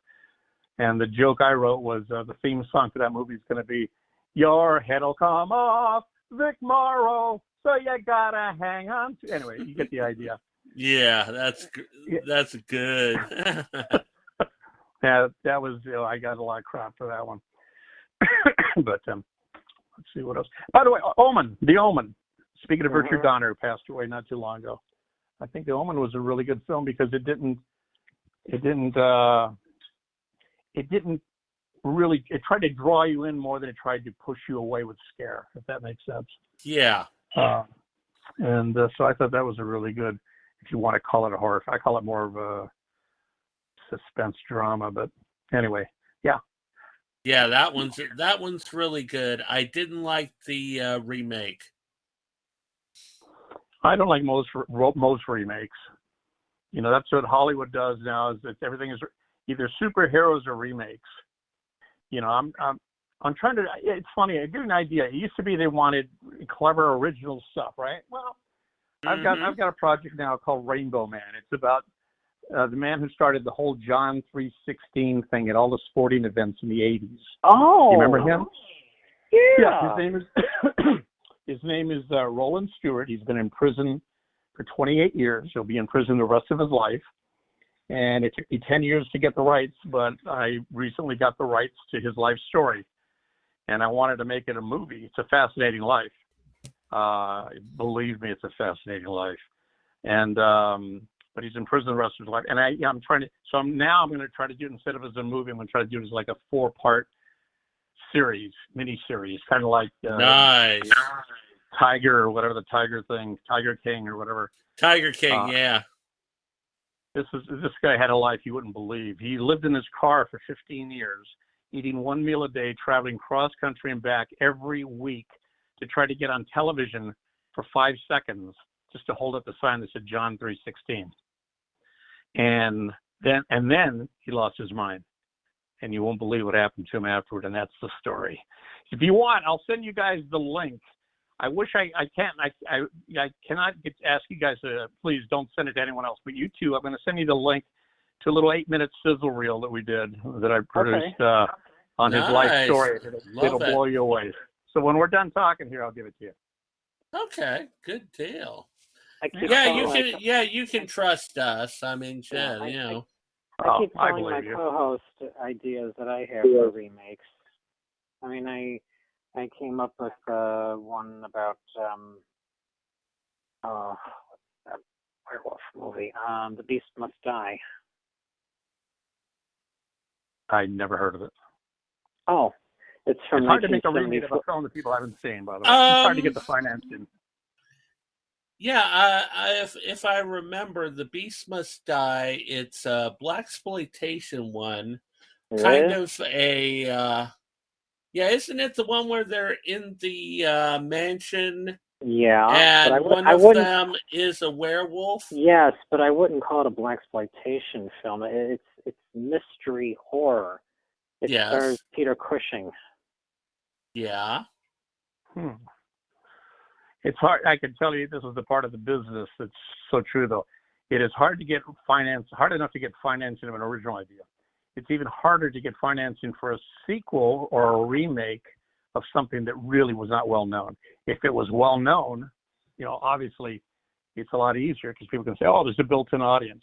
But if you don't know what the title is, it's hard to say, we're going to do a remake or whatever. So that's just the business, you know. Yeah, that's why when I had an idea for well, actually I ended up these female filmmakers I know they came up with a slight, it's not really it wasn't a full idea, just a semi idea for a story, and I used it as one of the first stories in my anthology.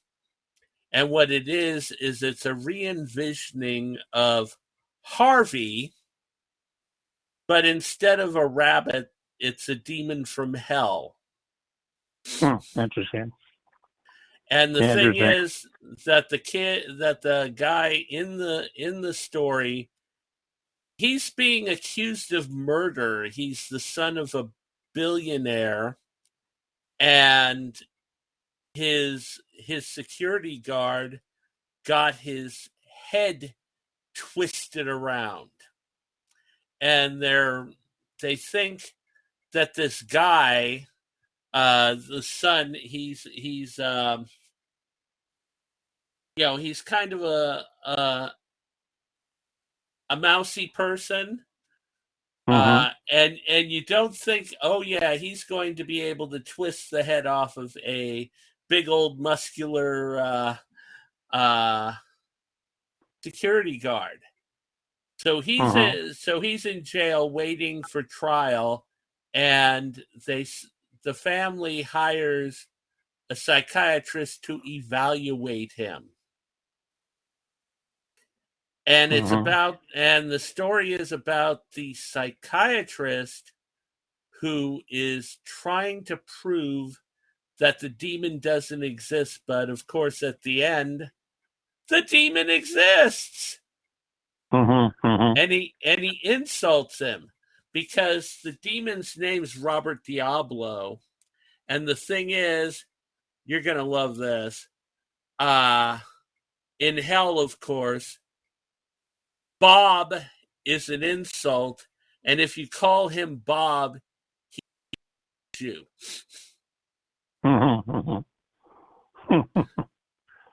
But anyways, I mean, it's a great story. I also did a sequel to it called Fashion and the Fashionable Demon, which is about this demon. Huh?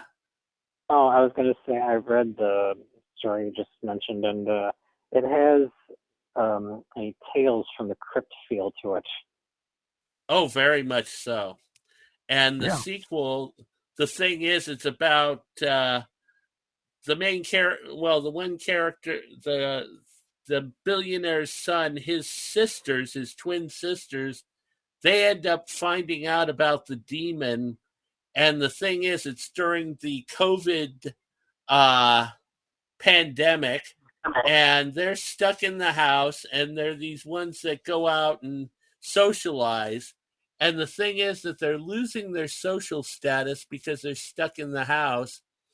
So they decide, okay, well, we found out about this demon. What we're going to do is we're going to build our social status by giving this demon a makeover and putting him out on the internet.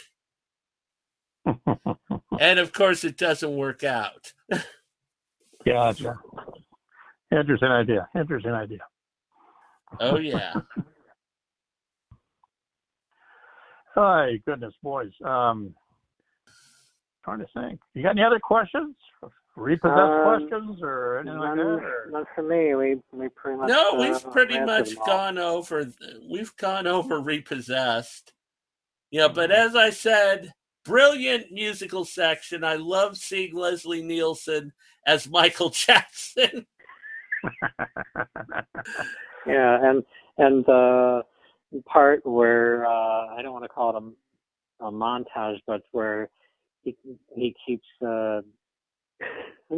transforming into different characters. And Groucho. Groucho, yeah. That part's hilarious. Yeah. So brilliant. Well, you gentlemen are very kind. I appreciate that a lot. It's always good. You know, you write something funny, and then when people like it, it's the best compliment. A laugh to something I do is the best compliment in the world. Yeah. You know, it's kind of sad nowadays that the comedies are not really comical. You know, it's gotten really bad. Well, you know, the problem with comedy today, and I'm going up against it actually, and is that everybody, it used to be you can make fun of everybody, and everyone got an equal shot, and it'd be fun, and we were fine. But now everybody's drifted into their own corners, into their own groups. You've got conservatives on one side and liberals on the other, and Trumpers on one side and other people on the other side, and you've got all that, and you have fun with somebody and they get defensive. They just can't laugh at themselves or anything, and you know it's kind of tough. Yeah, I've got that example with F Troop right now. When I do it, I've got to be very careful about the Hakawi Indians. Because in the TV show, Native Americans didn't even play the Indians. You were either Italians, Mexican American, or Jewish comedians who played the Indians. And they talked, you know, like, hello, be Hakawi, Baba. And now they're very sensitive, and rightfully so, to that. So now when I try to sell F Troop, I've got to tell them that first off, I'm going to have actual Native Americans play the roles, and I've got a fix that is, I've got a fix in the script that tells you why they talk that way. They actually talk in perfect English, but they only talk like the cowboys in front of the cowboys, the troopers of F Troop, because they want to get ahead of them business-wise and look dumb. But they actually speak perfect English. That's what I'm doing to fix it. Oh, that is that. brilliant.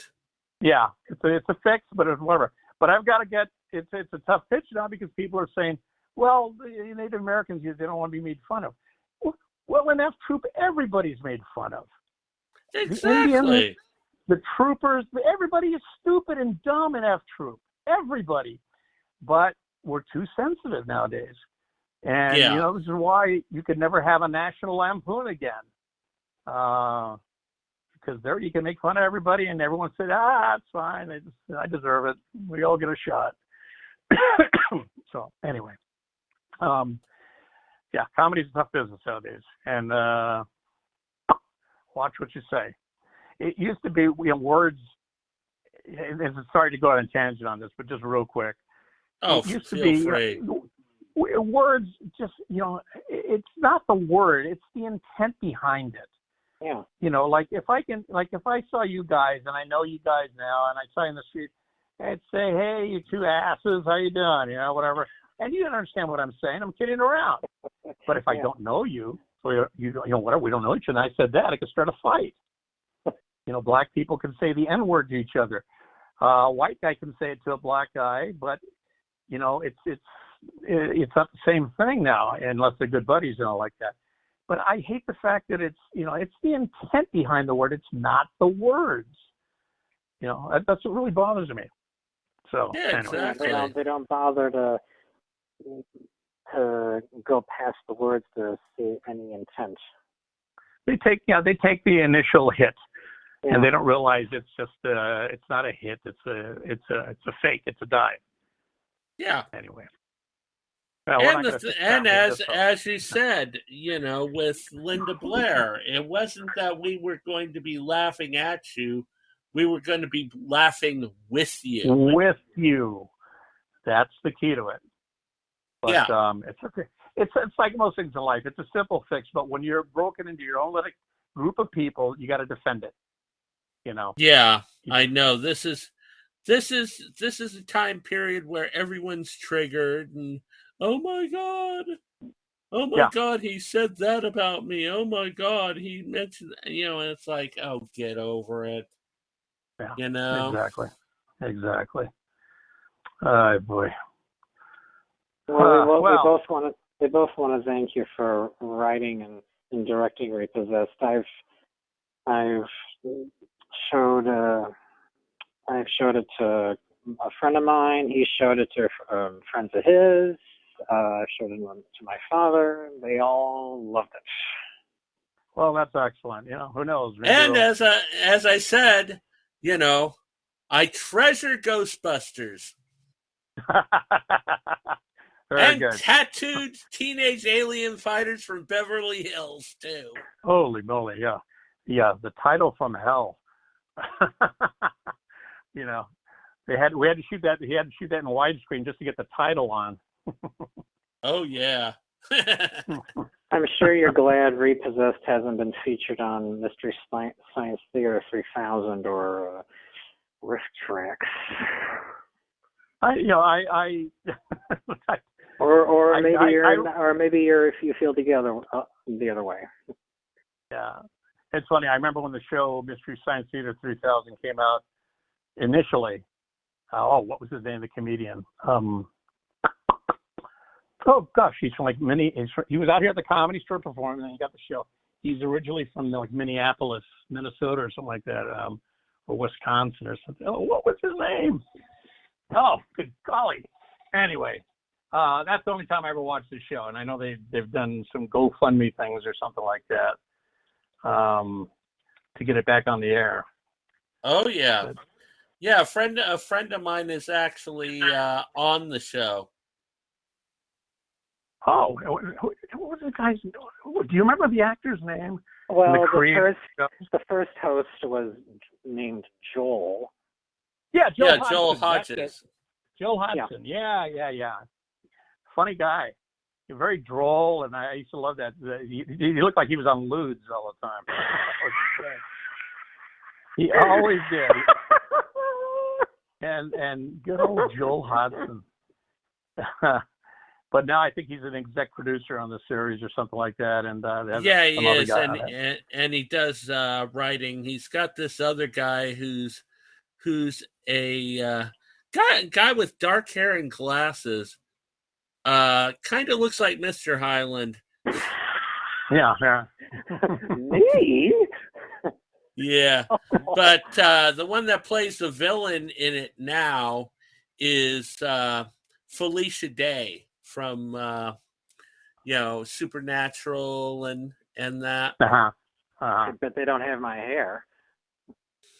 No. They don't have the Keanu Reeves Ronin look going, or I should say John Wick. Yeah, Mr. Highland at one time sported the John Wick thing with the long hair and that, and the beard. That's why we call him Horror Jesus.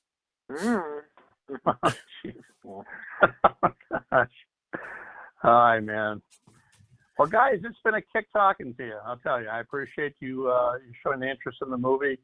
Hopefully your listeners will, if they haven't seen it, they'll go see it or maybe see it again, buy some popcorn, and such. And, like you guys, just go off and make a movie. There's really nothing special about making a movie, guys. If a monkey like me could make them, anybody can make them. Nowadays you can even make a movie with your phone. Oh, of course. As a matter of fact, what you shoot on your phone is actually going to be higher resolution than the fourth Star Wars movie, because they did it in HD, but it wasn't 4K, and you could shoot 4K in your iPhones, the newer ones. So you've got no excuse. We had to go out and raise money to buy film and development and processing and this. You can go shoot. Anybody can shoot a movie. Anybody can spend a couple of $100, buy a little gimbal. So you got Steadicam now. You could put your mics out. And you can do everything low light. You could shoot anything you want. It's just coming up with the idea. So I know. Yeah, I know. I love how these kids have it easy. When you and I went to film school, I had to sit there and actually pay for processing. Yeah. Ugh, God, that was cheap. A nightmare. It was not cheap. We spent, of our $80,000 budget on my first movie, $30,000 of it was for processing and film. And that same movie I can make today for $5,000 with iPhone. Easily. And that's I'm talking audio mix and everything. So folks, if you want to make a movie, go make it. There you go. Yeah, and if you exactly. watch this segue. And if you want to do that, go to onedayfilmschool.com. The number one.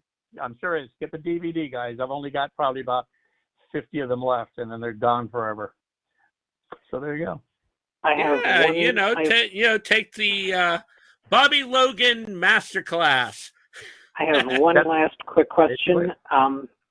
Have you ever thought of turning Repossessed into a TV series? To be honest with you, no, because I think it would be very limited. The concept of, you could, each week the devil does something new to Linda. It gets that one would be kind of boring, to be honest, for me. Okay. Yeah, it's just for me, it's a one-off. It's just, sometimes you got to say one and out, and I'm one of those guys on this idea. But hey, other people are doing things that deal with demons and such, and in a comedy sense. So hey, Oh, I just get two more projects: Rainbow Man and F Troop. That's it. And then I'm just gonna go play with my golden retriever in my backyard and jump in the pool. Hell yeah! All good. I deserve it. I've been working hard a long time. Well, thank you for being on the show. It's a pleasure, guys. It's a pleasure. If you ever want to do it again, maybe we will. we'll talk about other things I did, like Count the Clues Mystery Castle for Fox. That was yeah, I shot that at the Magic Castle. I just remembered that one. That was kind of neat. It was a special. It was a pilot, but I did real well in the ratings, but they didn't turn it into a series, and it became a special Halloween special. Kind of neat. My dear friend Milt Larson, who owns the Magic Castle in L.A., let us shoot it there. So we'll talk about that another time. Cool deal. Yeah, Mr. Highland will inform you when the show's coming out. It should be out on Saturday. Sounds good. I appreciate it greatly. And like I said, it's been an absolute kick, guys. Same here. Again, thank you very much. All right, boys. Alrighty. Take care. Be well. And all you guys out there listening, keep listening to the show. These guys are fabulous. I love them. Alrighty. Awesome. All right, take care. Awesome. Alrighty. Alrighty, so now it'll be time for our intermission. Well, not intermission, our music break. Yes. And in between stuff before the second half of the show. You know, Mr. Highland works very hard to find the material for this. Mm-hmm.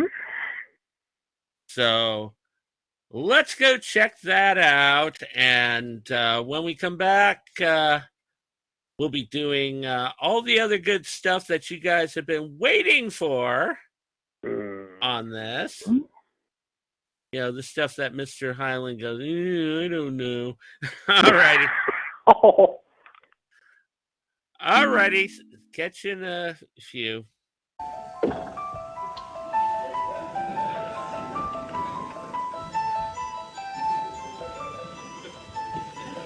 Fathers, I'm so glad you could come. Excuse the stain on the rug. Yes. That's quite all right, my child. Have faith. This is Brother Chloris. How do you do, brother? Father Chloris. Where's your faith, Father? It's in the car. I'm going to get it. Where is she? Upstairs. She did that to you? Ooh.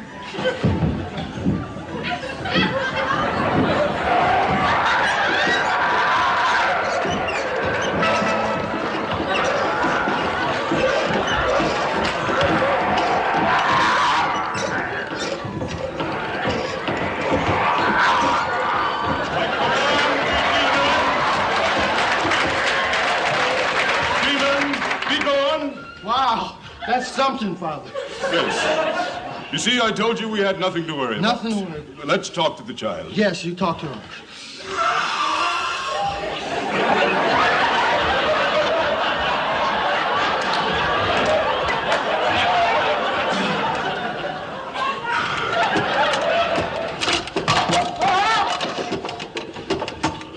Did you do that, little girl?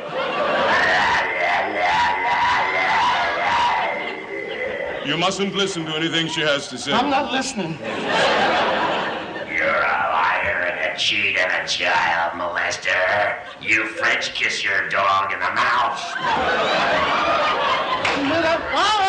The bed! Stop the bed! Stop the bed! The bed must be on the floor. The bed must be on the floor. The bed must be on the floor. The bed must be on the floor. The bed is on my foot. The bed is on my foot. The bed is on my foot. The bed is on my foot. Oh, Father, the bed is on my foot. You must continue, Father. Oh, You must rest. you must rest. The bed is on my foot. Oh, Father Chorus, I'm ever so hungry. Couldn't you give me some pea soup? It's right over there. The bed is on my foot. Jeepers, I'm sorry. Oh, thank you, little girl. Thank you. Woo. Just such a nice little girl. I knew it all the time. Thank you. Here's your pea soup.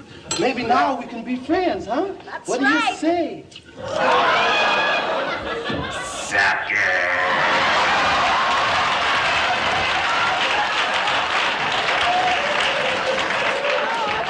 Oh, Father Cars, I'm ever so sorry. Let's make up. Here, have a flower. Oh, what a sweet gesture. You're a sweet little girl. Jive turkey. I have faith. I have faith. You're such a little girl. Your mother eats kitty litter.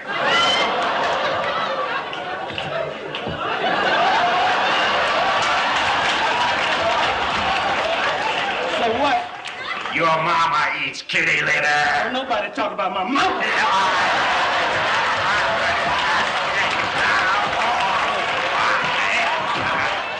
Father! What? Father, what are you doing? I'm She's trying just to an kill her. innocent. What you mean?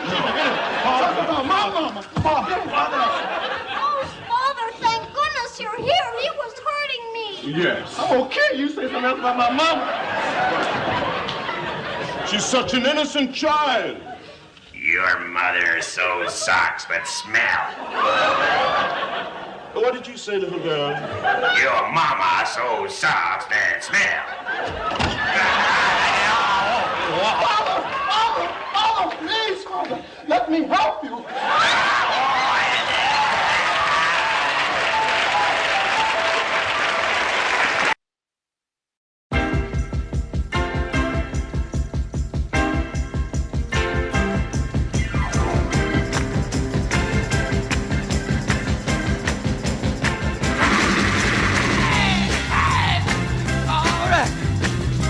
Jump up! Get it! Hey! Devil with a blue dress, devil with a blue dress on. Ooh, yeah! Devil with a blue dress, devil with a blue dress on. Beep, beep, bye, bye, bo, bo, bum. Looking mighty now, here she come. Wearing a wig hat and shades to match. Got a high-heeled shoes and an alligator hat. Wearing a pearls and a diamond ring. Got bracelets on her finger now and everything. Devil with the blue dress on. She's the devil with the blue dress on. Lord have mercy. Devil with the blue dress on. Devil with the blue dress on. Hey, wearing a perfume Chanel number 5. Got to be the finest girl alive. You walk real cool, catches everybody's eye. Got to be nervous, I can't say hi. Not too skinny, she's not too fat. She's a real humdinger and I like her like that. Devil with the blue dress on. She's the devil with the blue dress on. Hey, I say now, devil with the blue dress on. Yeah, the devil with the blue dress on.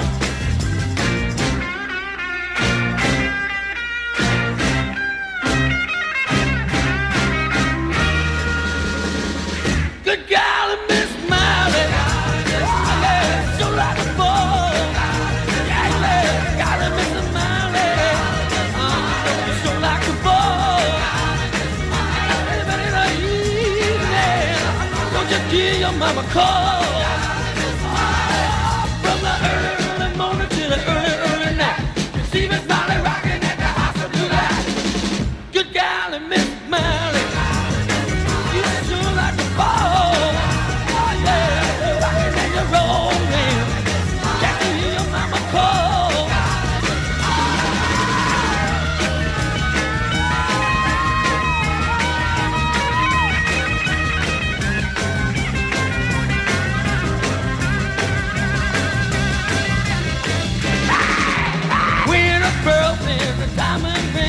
Bracelets on her finger now and everything. Devil with a blue dress on. The devil with the blue dress on. I love that devil with the blue dress. All right, gonna sock it to me now.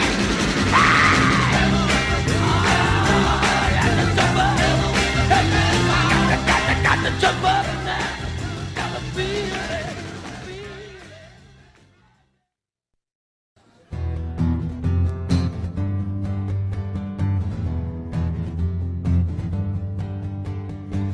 since first man has walked this earth, I have been here to whisper seeds of doubt and evil thoughts into his ear.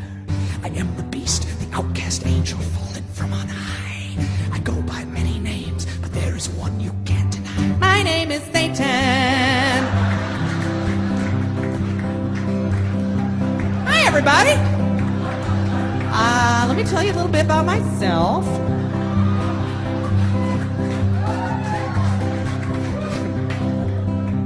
My friends all called me Old Scratch, and I am a Capricorn. My turn-ons are romantic walks and killing the unborn. I've got little devil horns and a little goatee, little devil eyes to help a little devil see, and little cloven hooves make it kind of hard to ski. I'm Satan. Woohoo! Mephistopheles for some, I don't know. My real name is Beelzebub, but you can call me Beals. I love to watch Fox News and then go club some baby seals. Then I'll take a bubble bath and drink as infidel, try to wash off that baby seal smell, and then I'll make a toast to me. Hey, here's to my hell. My name is Satan. To carry on my evil ways, I went and had a son, and now he makes his living as a singing comedian.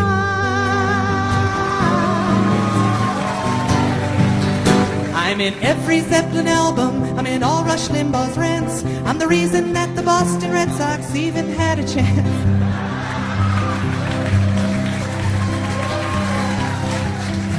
And if I want to hear soul, I'll just throw it on the griddle. Don't need to make a deal, I don't need to tell a riddle. And fuck Charlie Daniels, I don't care if you can fiddle, I'm Satan. Devil went down to Georgia, he was looking for a soul to steal. Which is fucking bullshit, because I would not be caught dead in Georgia. Okay, it's like, oh my god! 666.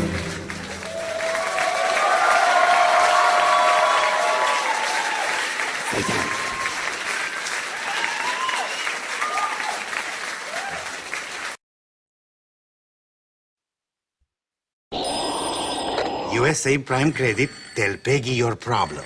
Hey, Peggy, I got 5 dadgum charges here for Miss Priss's Cat Emporium. Dadgum? Now, Peggy, tell me, does I sound like a man who'd have 5 dadgum charges at a Miss Priss's Cat Emporium? You break up, call back next week. I'm not too old to find you, son. Want better customer service? Switch to Discover. Ranked #1 in customer loyalty. It pays to Discover. Hello, my she-devils and demons. This is Nurse Hatchet, she-wolf of the Wolf Pack.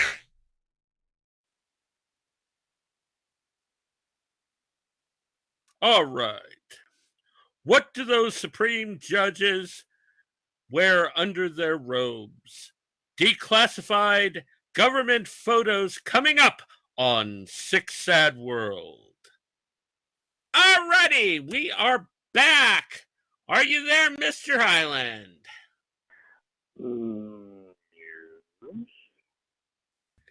Alrighty, so yeah, that was fun with Bobby, didn't you think? Yes. Yeah, it was great. Alrighty, so now it is time for one of Mr. Highland's absolute favorite parts of the show.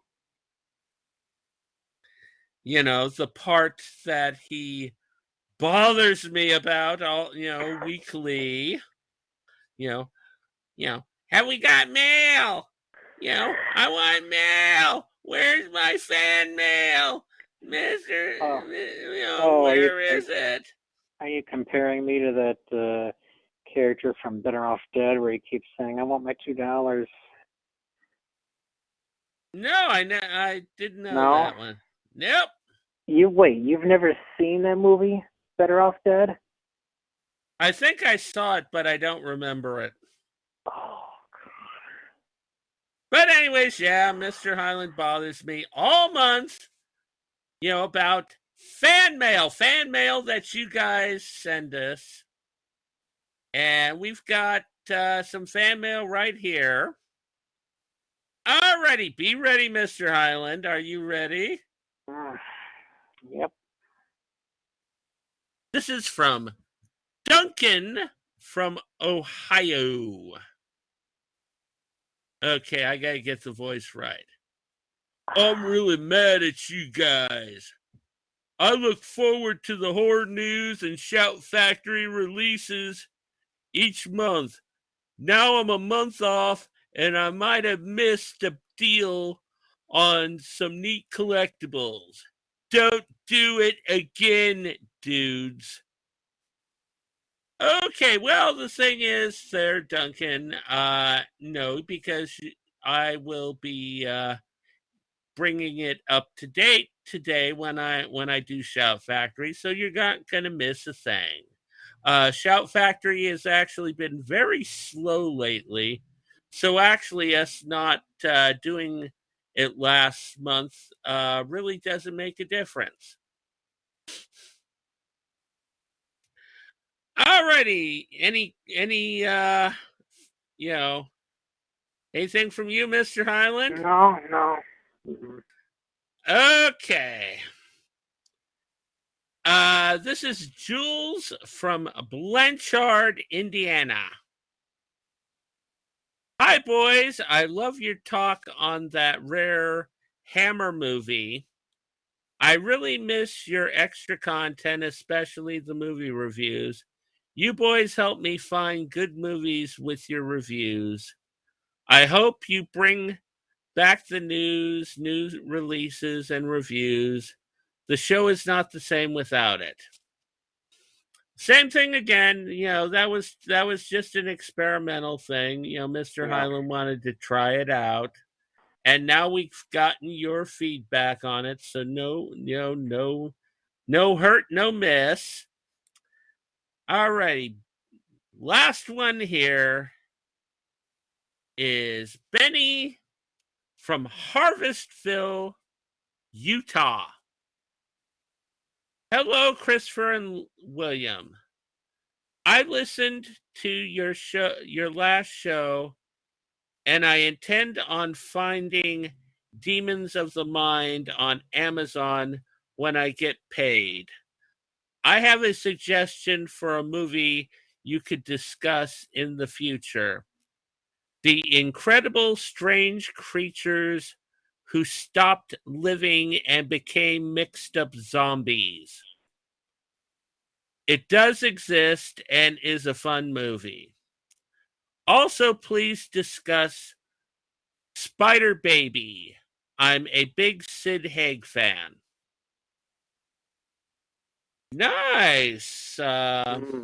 I've actually heard of that first one you mentioned, The Incredible Strange Creatures. I know of both, and I know that zombie movie you mentioned is an episode of MST3K. Cool. So, and I know what you're thinking, sir. I don't know if you want us to do it as is or part of the MST3K episode, but. No, I want. As I said, Benny wants. So I would definitely dedicate it to have its own show. Okay. But and yes, I do know Spider Baby. I've seen it years ago, and when Sid Haig was alive, and whenever someone would mention Sid Haig, I would put my hand over my heart and say, Sid Haig, hardest working man in the horror movie business. Oh yeah, wasn't he? Yeah, he was a great guy and great one.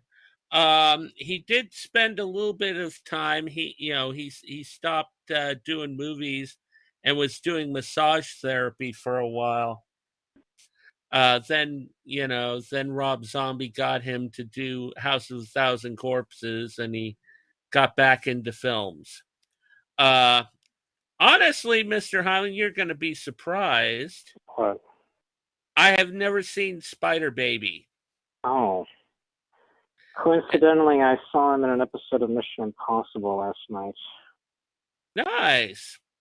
Well, for those people who are fans of Bloodbath Theater, I'm actually this last episode, I started the series Jason of Star Command, for the Lost television series.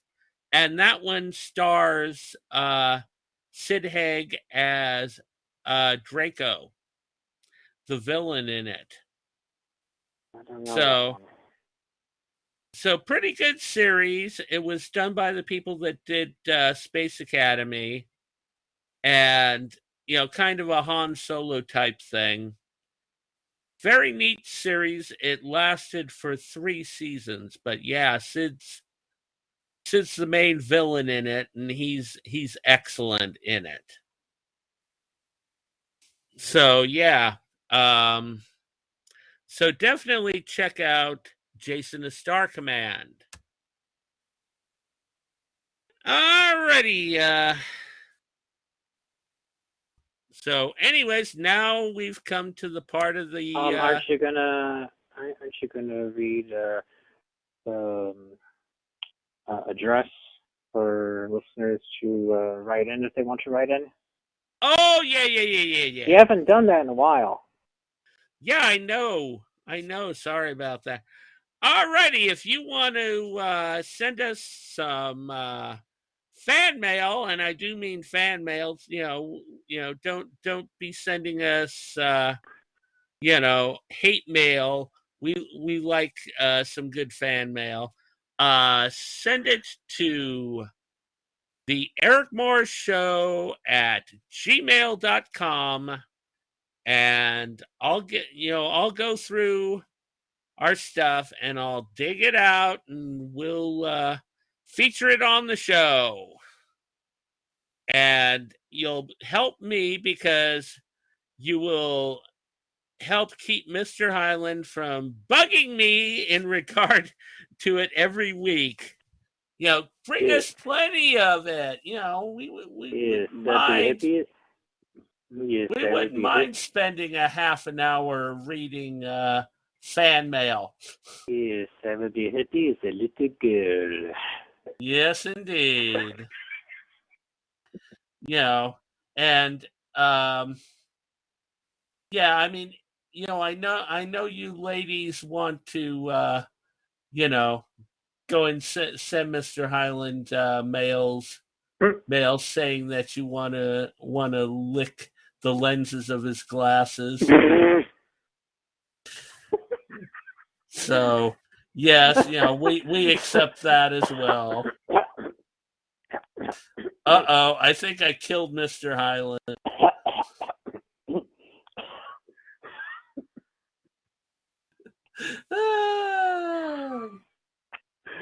So anyways, yeah, so send us that fan mail because Mr. Highland loves it, and it makes him happy. And we want to keep Mr. Highland happy here. Alrighty, so now it is time for the show where Mr. Highland has spent all month going around the internet looking for that odd, that strange, that horror news. Yes. For you. Yes. And luckily I actually have some this time. So, for fans of the movie Carnosaur, if there is any, the book Carnosaur is being reprinted, but unfortunately, oh wait, there is a date. September. So, look for that coming September. You ever see Carnosaur? Yeah, I saw all 3 of them. Oh. The first movie any good? Roger Corman films done on a low budget. Okay. Yeah, not Jurassic Park style. Oh, of course. Yeah. But okay. Okay if you wanna a tacky dinosaur movie. Also, but this book doesn't have a date, release date, For Fear of Little Men by John Blackburn. Both of these books will be reprinted by Valancourt. And if you look on the website, Valancourt has reprinted and published a lot of John Blackburn's books. Look for that coming whenever. This next book, I absolutely love this title. And you might know about this writer, Alan Dean Foster. Oh, Alan Dean. Oh, yeah, I remember Alan And the Dean. title, the title. This is a nonfiction book called, and I quote, "The Director Should Have Shot You." Don't you just love that title? Yeah, I love it. Yeah, definitely in regard to Alan Dean Foster. Oh, you know that he can be a handful? I know he can be a handful, and I absolutely hated Splinter of the Mind's Eye. Oh. That was the most annoying Star Wars book I've ever read. Oh, thankfully I just read the comic adaptation. So, Yeah. as you can tell, this is about him, and from the description it mentions how he tried to fix Alien 3, and he was banned from any dealings regarding the Chronicles of Riddick, and he saw the first ever Star Wars screening with Alice Cooper. Oh, nice. And of course it mentions novelizations of Terminator and The Thing, among other things. And this will be coming out June, so look for that, by Centipede Press. And last, and who knows, this might be the least, I've never seen this film. This will be a Blu-ray edition of The Initiation of Sarah. Have you ever seen that? Yeah, I have. Is it good? Yeah, it's not bad. Okay. Nice little witch movie. And from the description, it says it's a TV film. Yep. Yes, it was. And this will be coming out June 21st. And let's see, it's the company. Nice. Oh, Arrow Video. Nice. Yeah, I've seen some of this stuff. Yeah, they put out some good stuff. So that's all I have. Alrighty, so now it's time for horror news, merchandise, and cool stuff with me. Alrighty, the Eurocrypt of Christopher Lee Collection number 2 has been released on May 31st via 7 Films. It's available for pre-order for $95. The 7-disc Blu-ray box features 6 films starring Christopher Lee plus more.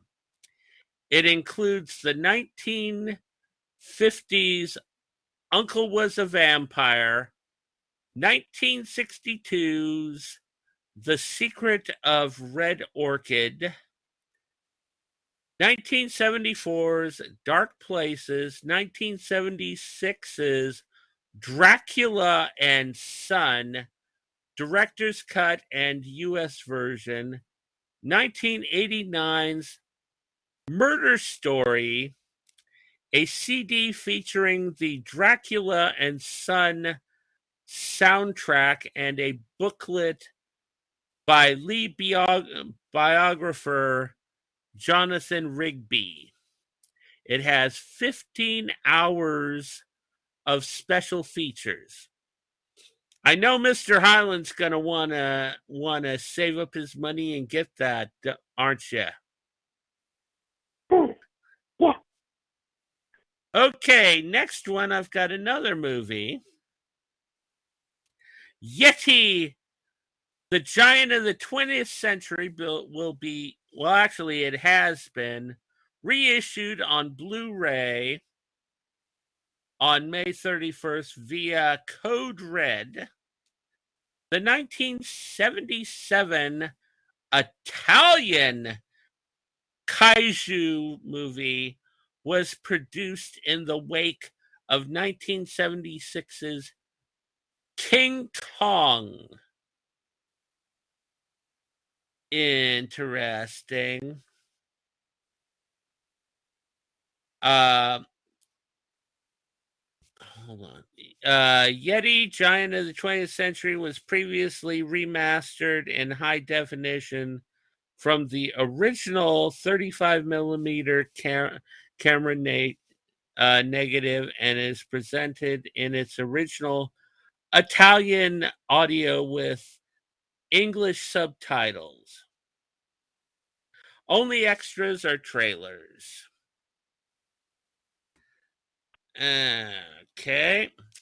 Cavity Colors has released new Killer Clowns from Outer Space apparel.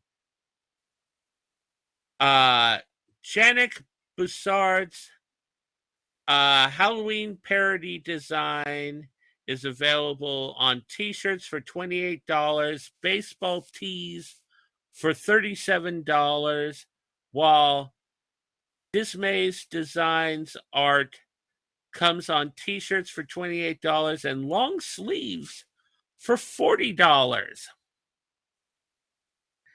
And oh boy, you're going to want to get one of these. Fright Rags has released 2 new Escape from New York t-shirts, plus they've reprinted the popular G.I. Joe parody design designed by Kyle Crawford. Tees are $28.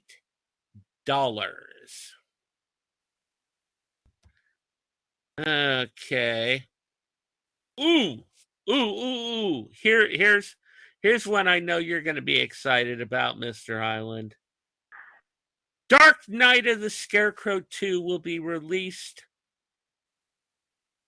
on Blu-ray and DVD on May 10th via VCI Entertainment. The 2022 horror film is a sequel to Frank DeFilietti's 1981 made-for-TV cult classic. Dark Knight of the Scarecrow writer J.D. Fagelson returns to write and direct the follow-up.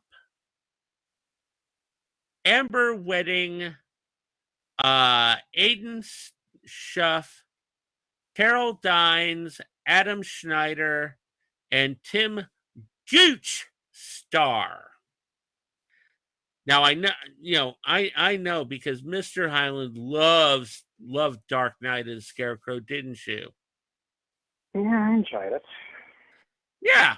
So, I know you're excited about part 2. Yeah. Because, I mean, you look at how many years it's been between part 2 and the original. Man, that's, what is it, about 30, 40 years? Yeah, 40 years between movies. That's amazing. Okay, Mesco Toys has revealed the Crow 5-point set featuring 2 different Eric Draven 3.75 action figures. due out in February 2023. It's available for pre-order for $39.99. First version features the Crow in his overcoat and comes with interchangeable arms. The second version comes with a set of interchangeable legs to create the walking pose on the film poster. The heads on each figure are interchangeable as well. Nice. You know, I've been waiting for a really good version of the Crow. I've got two of them. I've got the McFarlane ones, and those are excellent. But I've always wanted to have one with a little bit more posability.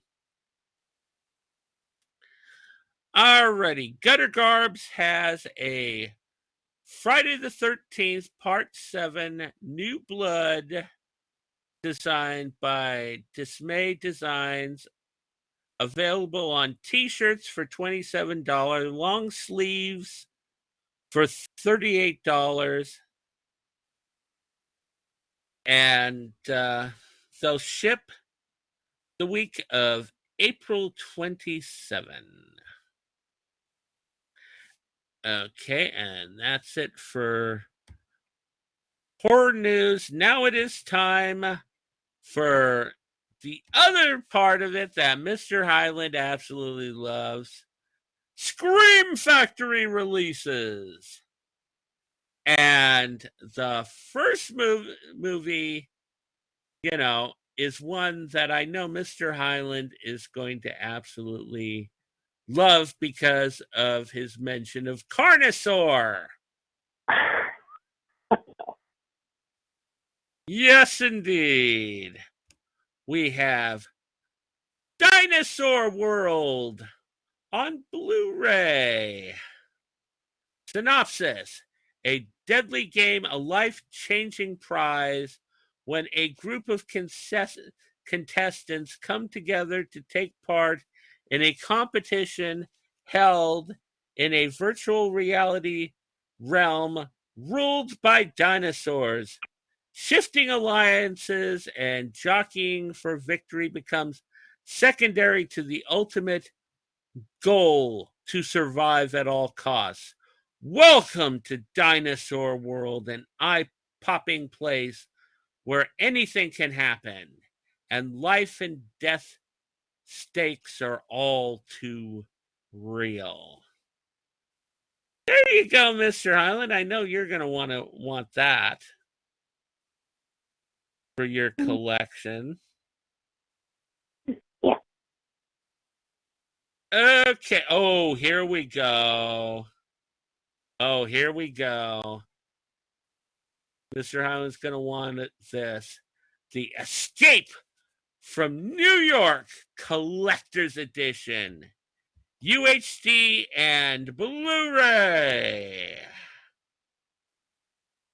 You know, and this is boasting one of the most epic characters of all time, Snake Plissken, and an effective sci-fi setup. This is entertainment of the highest order from Empire Magazine. A thrilling landmark film that jolts along at a breakneck pace. Escape from New York leaps to cult status with high-octane action and edge of your seat suspense. And this thing is great. I mean, you get one 4K UHD version, restoration by Canal Studios, Dolby Atmos track, restored original stereo track, audio commentary by John Carpenter and Kurt Russell, audio commentary by Deborah Hill and production designer Joe Ives, audio commentary with Adrian Barbeau and director of photography Dean Kunde. They have the Blu-ray version also which has the shitload of audio file, commentaries. Plus, they have the Purgatory Entering John Carpenter's Escape from New York radio spot. And disc 3 is special effects shorts, creating the escape on the set with John Carpenter, all kinds of stuff. This thing is loaded, let's put it that way. And,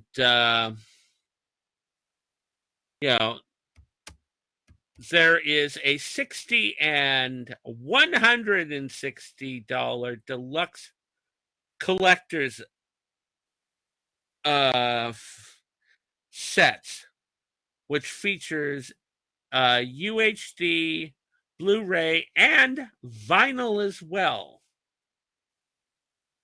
So I know Mr. Highland's which one are you going for? Are you going for the $60 one, Mr. Highland? Because you're on a budget? Or are you going for the 160? Oh, I'm massive. No. Awesome one. Cool. All righty. Oh, well, you're going to have to save some money, Mr. Highland, because you're going to want this. They have the Craft Collector's Edition with exclusive poster with it. And, I'm not going to go, I'll go this far. The smartest, most satisfying horror thriller to come out in a while. A kind of supernatural Heathers from San Francisco Gate. Okay, so anyways, they have disc 1 is a 4K restoration by Sony, featuring commentary with director Andrew Fleming. Disc 2 is the Blu-ray edition, 4K restoration, audio commentary with Fleming, and specials in here, directing the craft, producing the craft, and writing the craft. Effects of the Craft, vintage featurette, Conjuring the Craft, vintage featurette, The Making of the Craft, deleted scenes with optional audio commentary by Andrew Fleming, and the theatrical trailer. Alrighty. Oh, yeah. Oh, God. Mr. Highland's going to want this as well. The Ultimate Star Trek documentary, Trekkies, the 25th anniversary edition. On Blu-ray. I know, Mr. Highland, you're just overwhelmed. Roger Ebert gave it a thumbs up. A new, bonus features is a trek back with the directors, revisit to Trekkies, theatrical, and a theatrical trailer. So awesome, huh? What does that have to do with horror? Doesn't have to do with horror, but Trekkies out there are going to want it. Alrighty, here we go. You're going to want this. Candyman Collector's Edition with exclusive poster. And same as the other ones, you get 2 discs with a shitload of stuff. And even an interview with Clive Barker on there. And this is actually a 3-disc collector's edition. So you got hours and hours and hours. God, they're just doing a shitload of collector's editions here, because the next one is the collector's edition of Life Force. You know, Toby Hooper and the Space Vampires. Mm-hmm. Yeah. And yeah, this one's a 3-disc version with tons of accessories. And that was our last one here. So what do you say, Mr. Highland? Out of all those, which one's the one that you feel that you're most interested in? I don't know. You don't know. No. Okay.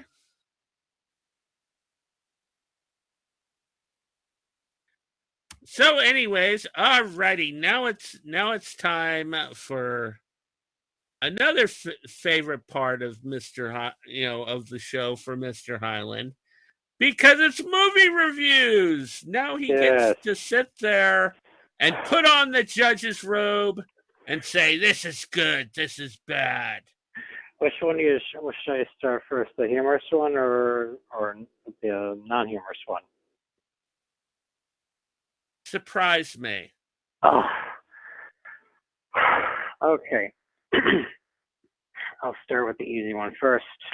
And this one is yet another of Paul Boucher's films. I was lucky to watch this one. It's called Panic Beats.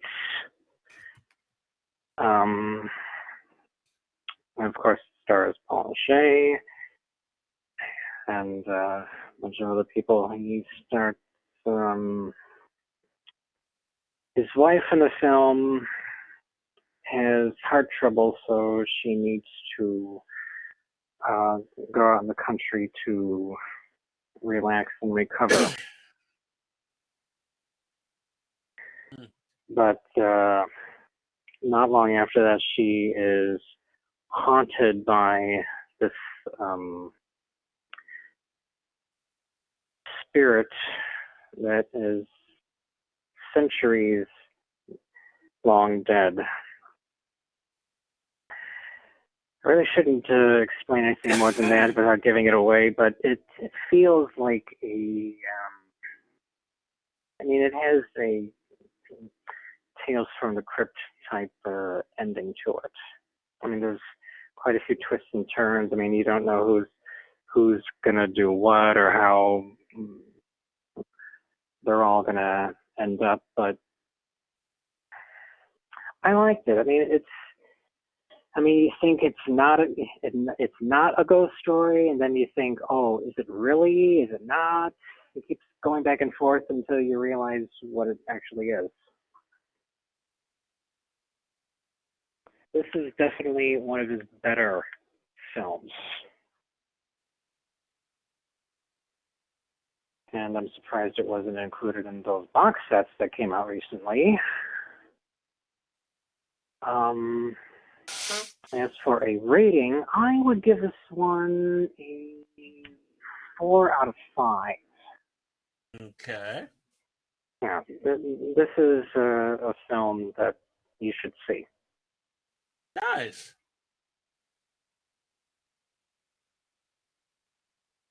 Oh, and of course, the others I'm going to review. I'm going to combine these two because they're both Godzilla movies, but they're part of, I watched them as part of the Mystery Science Theater 3000 series. And they are, of course, Godzilla versus Megalon and Godzilla versus the Sea Monster. There really isn't any point in explaining the plot because, let's face it, the plots in these films are paper thin, Am I right? Oh, yeah. What gets me regarding these films is Godzilla is barely in these films, but if he was in the entirety of each of these films, he would need his own subtitles. Am I right? Oh, yeah. And that part in Megalon where he's sliding on his tail, it just seems like a wrestling move, don't you think? Oh, yeah. Yeah, I thought that was funny where he's sitting there, he's folding himself up, using putting his tail up and shooting his beam to make him fly. Those were always great. And in one of them, Mothra's in it, and a lot of these ones that I've been watching lately, they're on an island, which is called Monster Island. Mm-hmm. And I keep thinking to myself, what if they had a bar there, and a monster bar, and and Godzilla's trying to pick up Mothra. I mean, oh God, what do you think that would be like? A bunch of growls like, and Mothra's going like, and just back and forth. And of course, you would need subtitles for that. Oh yes. Or who knows what they would be saying to each other. But so finally, Mothra would be rebuffing him, and Godzilla would be growling, and you see that blue flame just shoot out of his mouth. Mm-hmm. Letting him drink on fire. So in the Mystery Science Theater versions, they obviously had the dubbed versions, right? Yeah. I love the dubbed versions. They are just so fun. Listening to the horrible dubbing on them. Oh, God. So for a rating for both of these movies, I would give them 1.5. Okay, so you didn't appreciate the art of Godzilla movies. As I've been saying to myself lately, I mean, they are open to interpretation. Yeah, I mean, Godzilla movies, they had, they have social commentary in them. Yeah. And stuff. I mean, you can get something out of them, even if you don't like them. Oh yes. Yeah, I like them, and then I like the Gamera movies. Oh, but speaking of which, I'm gonna watch those via MST3K. Nice. I always love those. They're kind of they consider them the low budget Godzilla movies, but I never thought that. I always liked Gamera, and I wish they would at least once do a movie where it's Gamera versus Godzilla. To break the rivalry and see who's better. What do you think, Mr. Highland? Wouldn't that be awesome? Well, I don't see that happening. Yeah, because two different studios. Well, maybe one studio could have it. They did Freddy versus Jason, and they've done, ones with different studios before. They just have to make the deal and make it nice and sweet and that. And the thing is, now that Legendary has a piece of the pie and is doing monster those monster movies, gaijin ones. There is a possibility they could throw in Gamera into the Monarch storyline. Be interesting. I mean, they threw King Kong in there. You know, of course, King Kong, the thing is they had, Toho had to deal with the American company for that. Well, anyways, yeah, as I said, love to see Gamera versus Godzilla. And let's hope that they can do it one of these days. Anyway, so those are yours? Yes. Okay, well, I got a couple here. And my first one actually is an Argentinian horror film. And it is called On the Third Day. And I watched it. Its original title was Al Tercer Dia. And what it is it's about this lady. Her and her son are driving on this road, and there's a car accident. And the thing is, on the third day after the crash, they can't find her, and all of a sudden she walks into a hospital, all beaten up in that. And now she's out looking for her son, and there's a priest that is after her. And the thing is, anyone that she gets near to, he kills them. He chops their heads off. And she's looking for her son. And oh my God, what this turns out to be. The thing is that this priest is finding people. He's locking them up in this box, interrogating them, and then chopping their heads off. And it's like, okay, you've been contaminated. I'm going to kill you. But something about a box that was on the truck that opened up and let something out. I'm not going to get any detail on it. You don't find out what it is until the last 10 minutes of the film. And it is shocking. It's a complete plot twist because you look at the thing and you think it's one thing and it turns out to be another. But what I can say is that and the narrative in the film is very disjointed.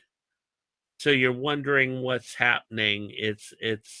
It's brilliant, but it's disjointed. And personally, I loved it. I loved the film. And I highly recommend, if you get a chance, Mr. Highland, check it out, because you'll just be going, oh my God, at the end. Anyways, okay, Oogie Boogie scale for this one. Okay, I am going to give this one a 3.5. I could have given it a 4, but you know, it was hard for me to keep track of, and I know most of our fans on here would have a hell of a time watching it.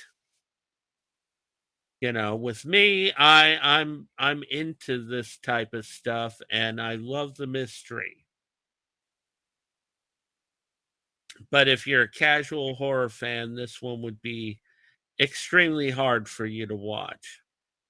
The acting, of the characters is really good.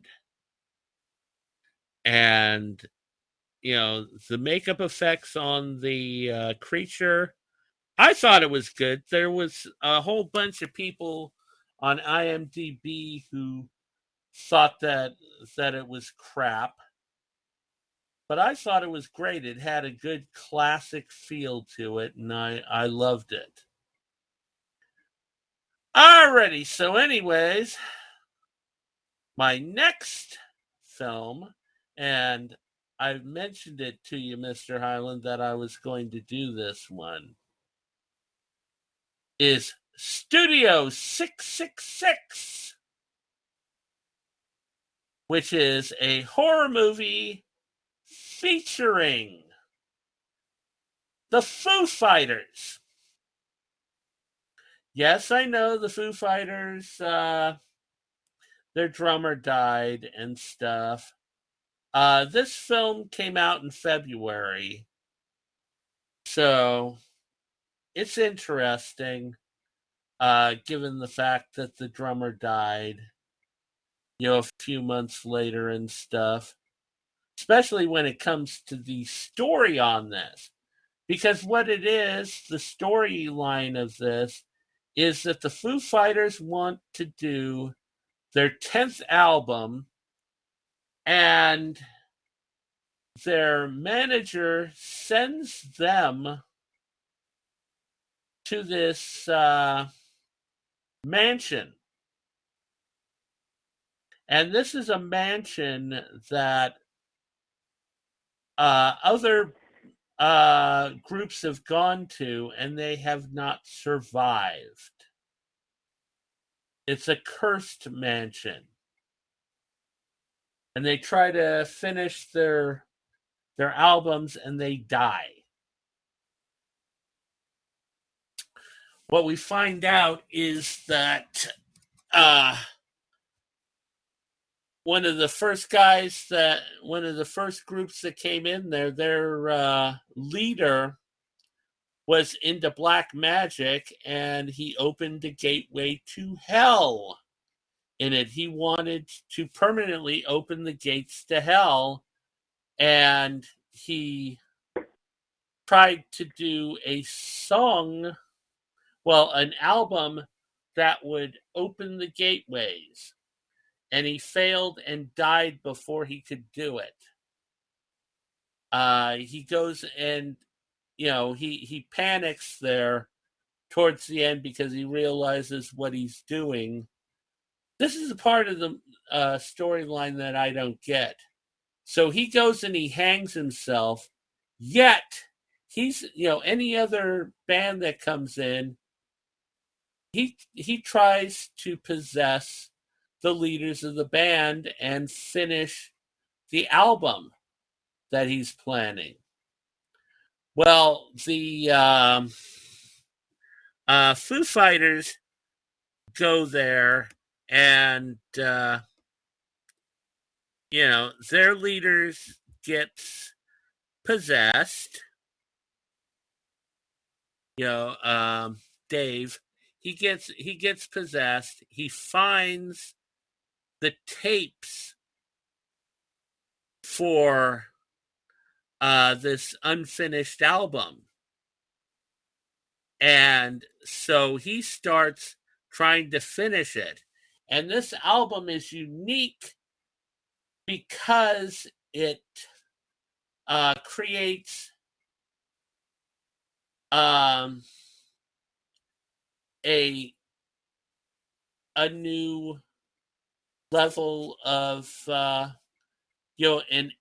L positive, Remember that I mentioned that on your Facebook in Messenger, Mr. Highland. Mm-hmm. That was from the movie. I just put that in there, and you go, I don't know what that is.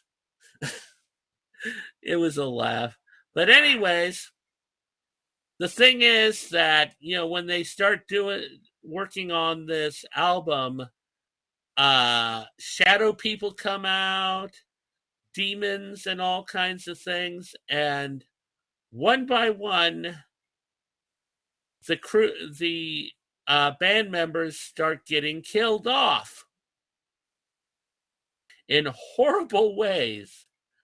And I do have to say that the special effects on this are fantastic. The shadow creatures are just fantastic. They have red eyes and stuff, and they are just wonderfully done. A lot of people were sitting there, I didn't like that. It's like, oh, kiss my you-know-what. It was great. And the film had great atmosphere. The storyline was done well. And, people were complaining about the food acting. I thought they were great. I loved it. Dave does a wonderful job showing the difference between him normally and what he becomes there. And, there's scenes where he's possessed and he's got like fangs and stuff and glowing yellow eyes and stuff. It's great. And there was a few jump scares that really caught me. And I loved it. Honestly, after seeing this film, I'm going to give it a 4.5. 4.5 on the Oogie Boogie scale because I love it. I've got it in my collection and I'm proud to have this one. This one is great. So if you get a chance to see Studio 666, I say go for it. It is, you'll not be disappointed. I can say. So, anyways, Mr. Highland, are you excited about Studio 666? I don't know. Okay. Yeah, I know you're not into modern music. But this one's a really good horror film. It kind of reminds, it has kind of a feel like The Gate. If you mix The Gate with God, what was it? The one with Alice Cooper. God, I can't remember the dog one. Yeah, Dog? yeah, it's the one where he turns into a werewolf. I haven't seen that one, but I have heard of that one. Yeah. Well, the thing is, Mr. Highland, I'll send you a link to Bloodbath Theater because I did a show on it. Is it good? I liked it. Okay, I'll have to look. I saw it when it first came out on VHS and really loved it. And it took me years to find a digital copy of it, and I managed to get it and shared it on Bloodbath Theater, along with you'd love the other film that was on it, Paganini Terror with Donald Sutherland.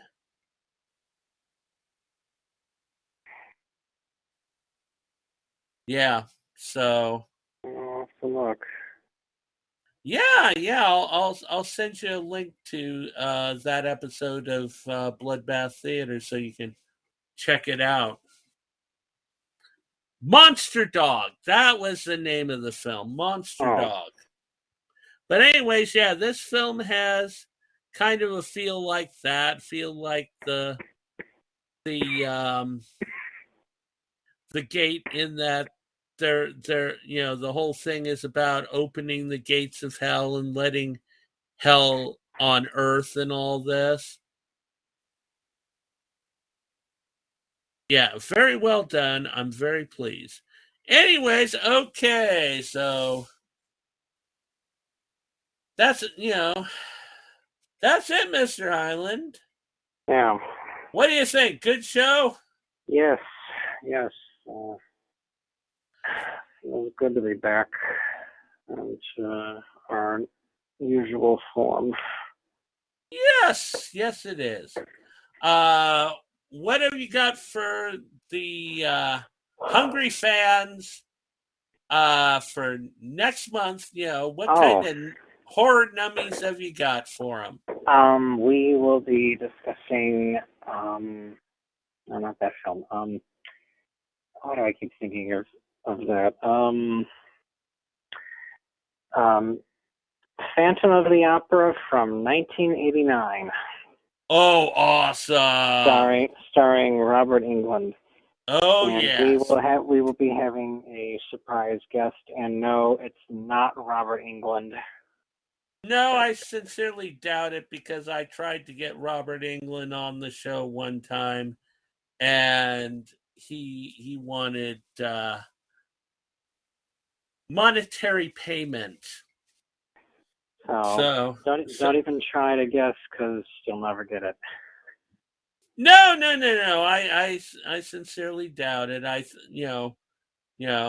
be Eric Dessler for all I know. Oh, and for to reference our previous episode, we're still having the planning that episode about Alfred Hitchcock Presents. So if you want to send us email for your top 3 episodes. Yes, indeed. Send it to the Eric Morris Show at gmail.com. Very easy to figure it out. Yeah, and I guess I should mention that Tales from the Crypt concern I have. So if you want us to discuss this film, let us know. Or if not, let us know, because I know there's parents and grandparents that listen. So yeah, well, we you don't do this, you don't do that film. I'm going to give you such a pinch, Mr. Highland. I want us to do that film. Well, I want us to do that film. I want us to do Vault of Horror because those are outstanding anthologies. I've seen Vault of Horror before. I don't have a problem with. But I just want to give our listeners a chance to weigh in on Tales from the Crypt. Yeah, because you get a very different. These films came out before the HBO show, and these movies actually were the inspiration for the HBO show. And of course, it has the HBO show has a different style to it, but these are British versions because the British filmmakers managed to get the rights to the comic books,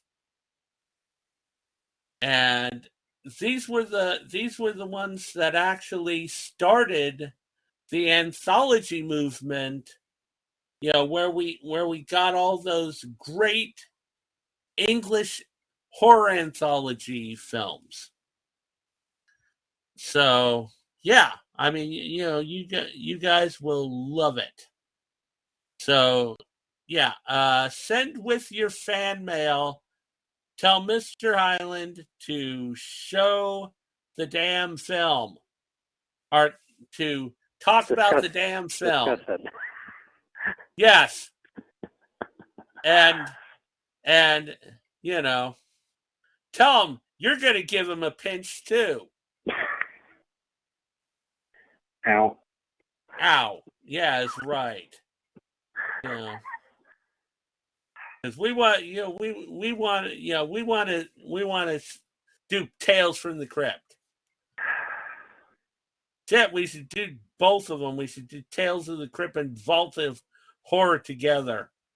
But anyways, alrighty. So yeah, I mean, look forward to some fantastic Phantom of the Opera stuff.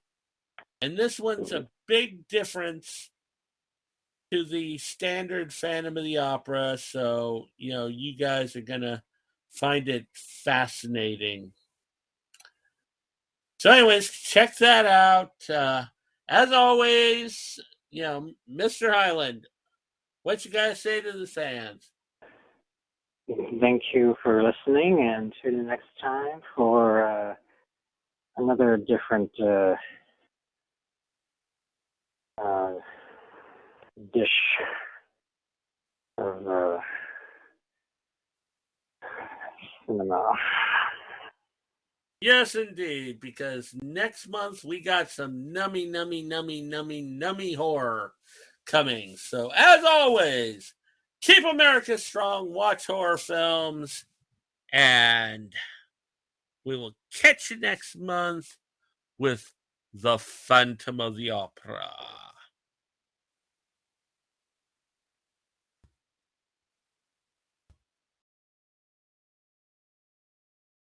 The love that you bring me along. The pain that you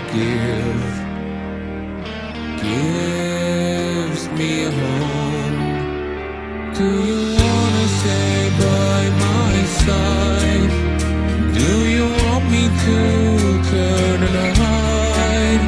We are disappearing inside, seeing pictures of our goodbyes.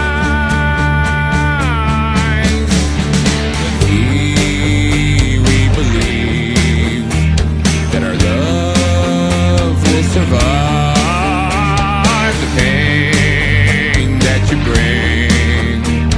It brings me all alone.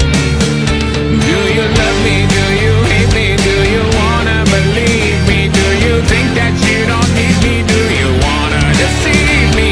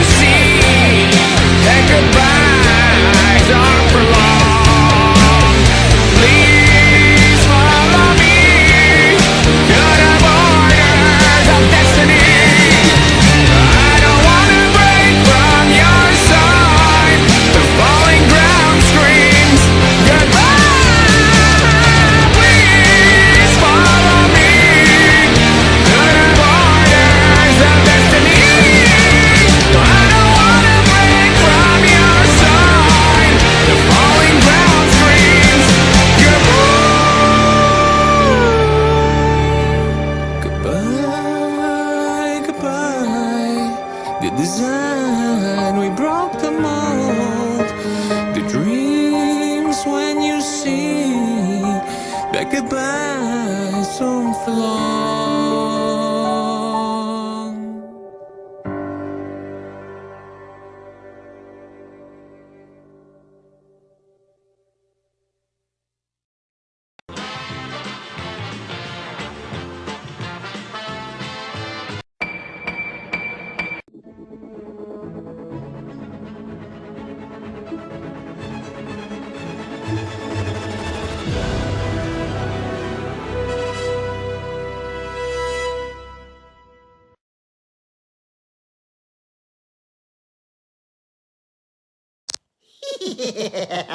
Phoenix Comics+Toys.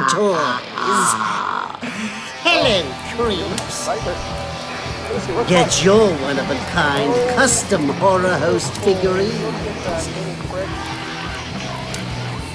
That's right, kiddies. Oh, you can find hosts like the Keymaster, Mummy and the Monkey. I just love that name. Mr. Lobo, or even Carlos Borloff's Monster Madhouse. Tell him your bony little friend, the Crypt Keeper, sent you.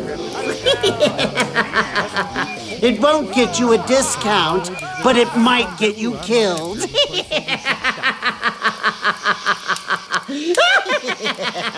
Phoenix Comics+Toys.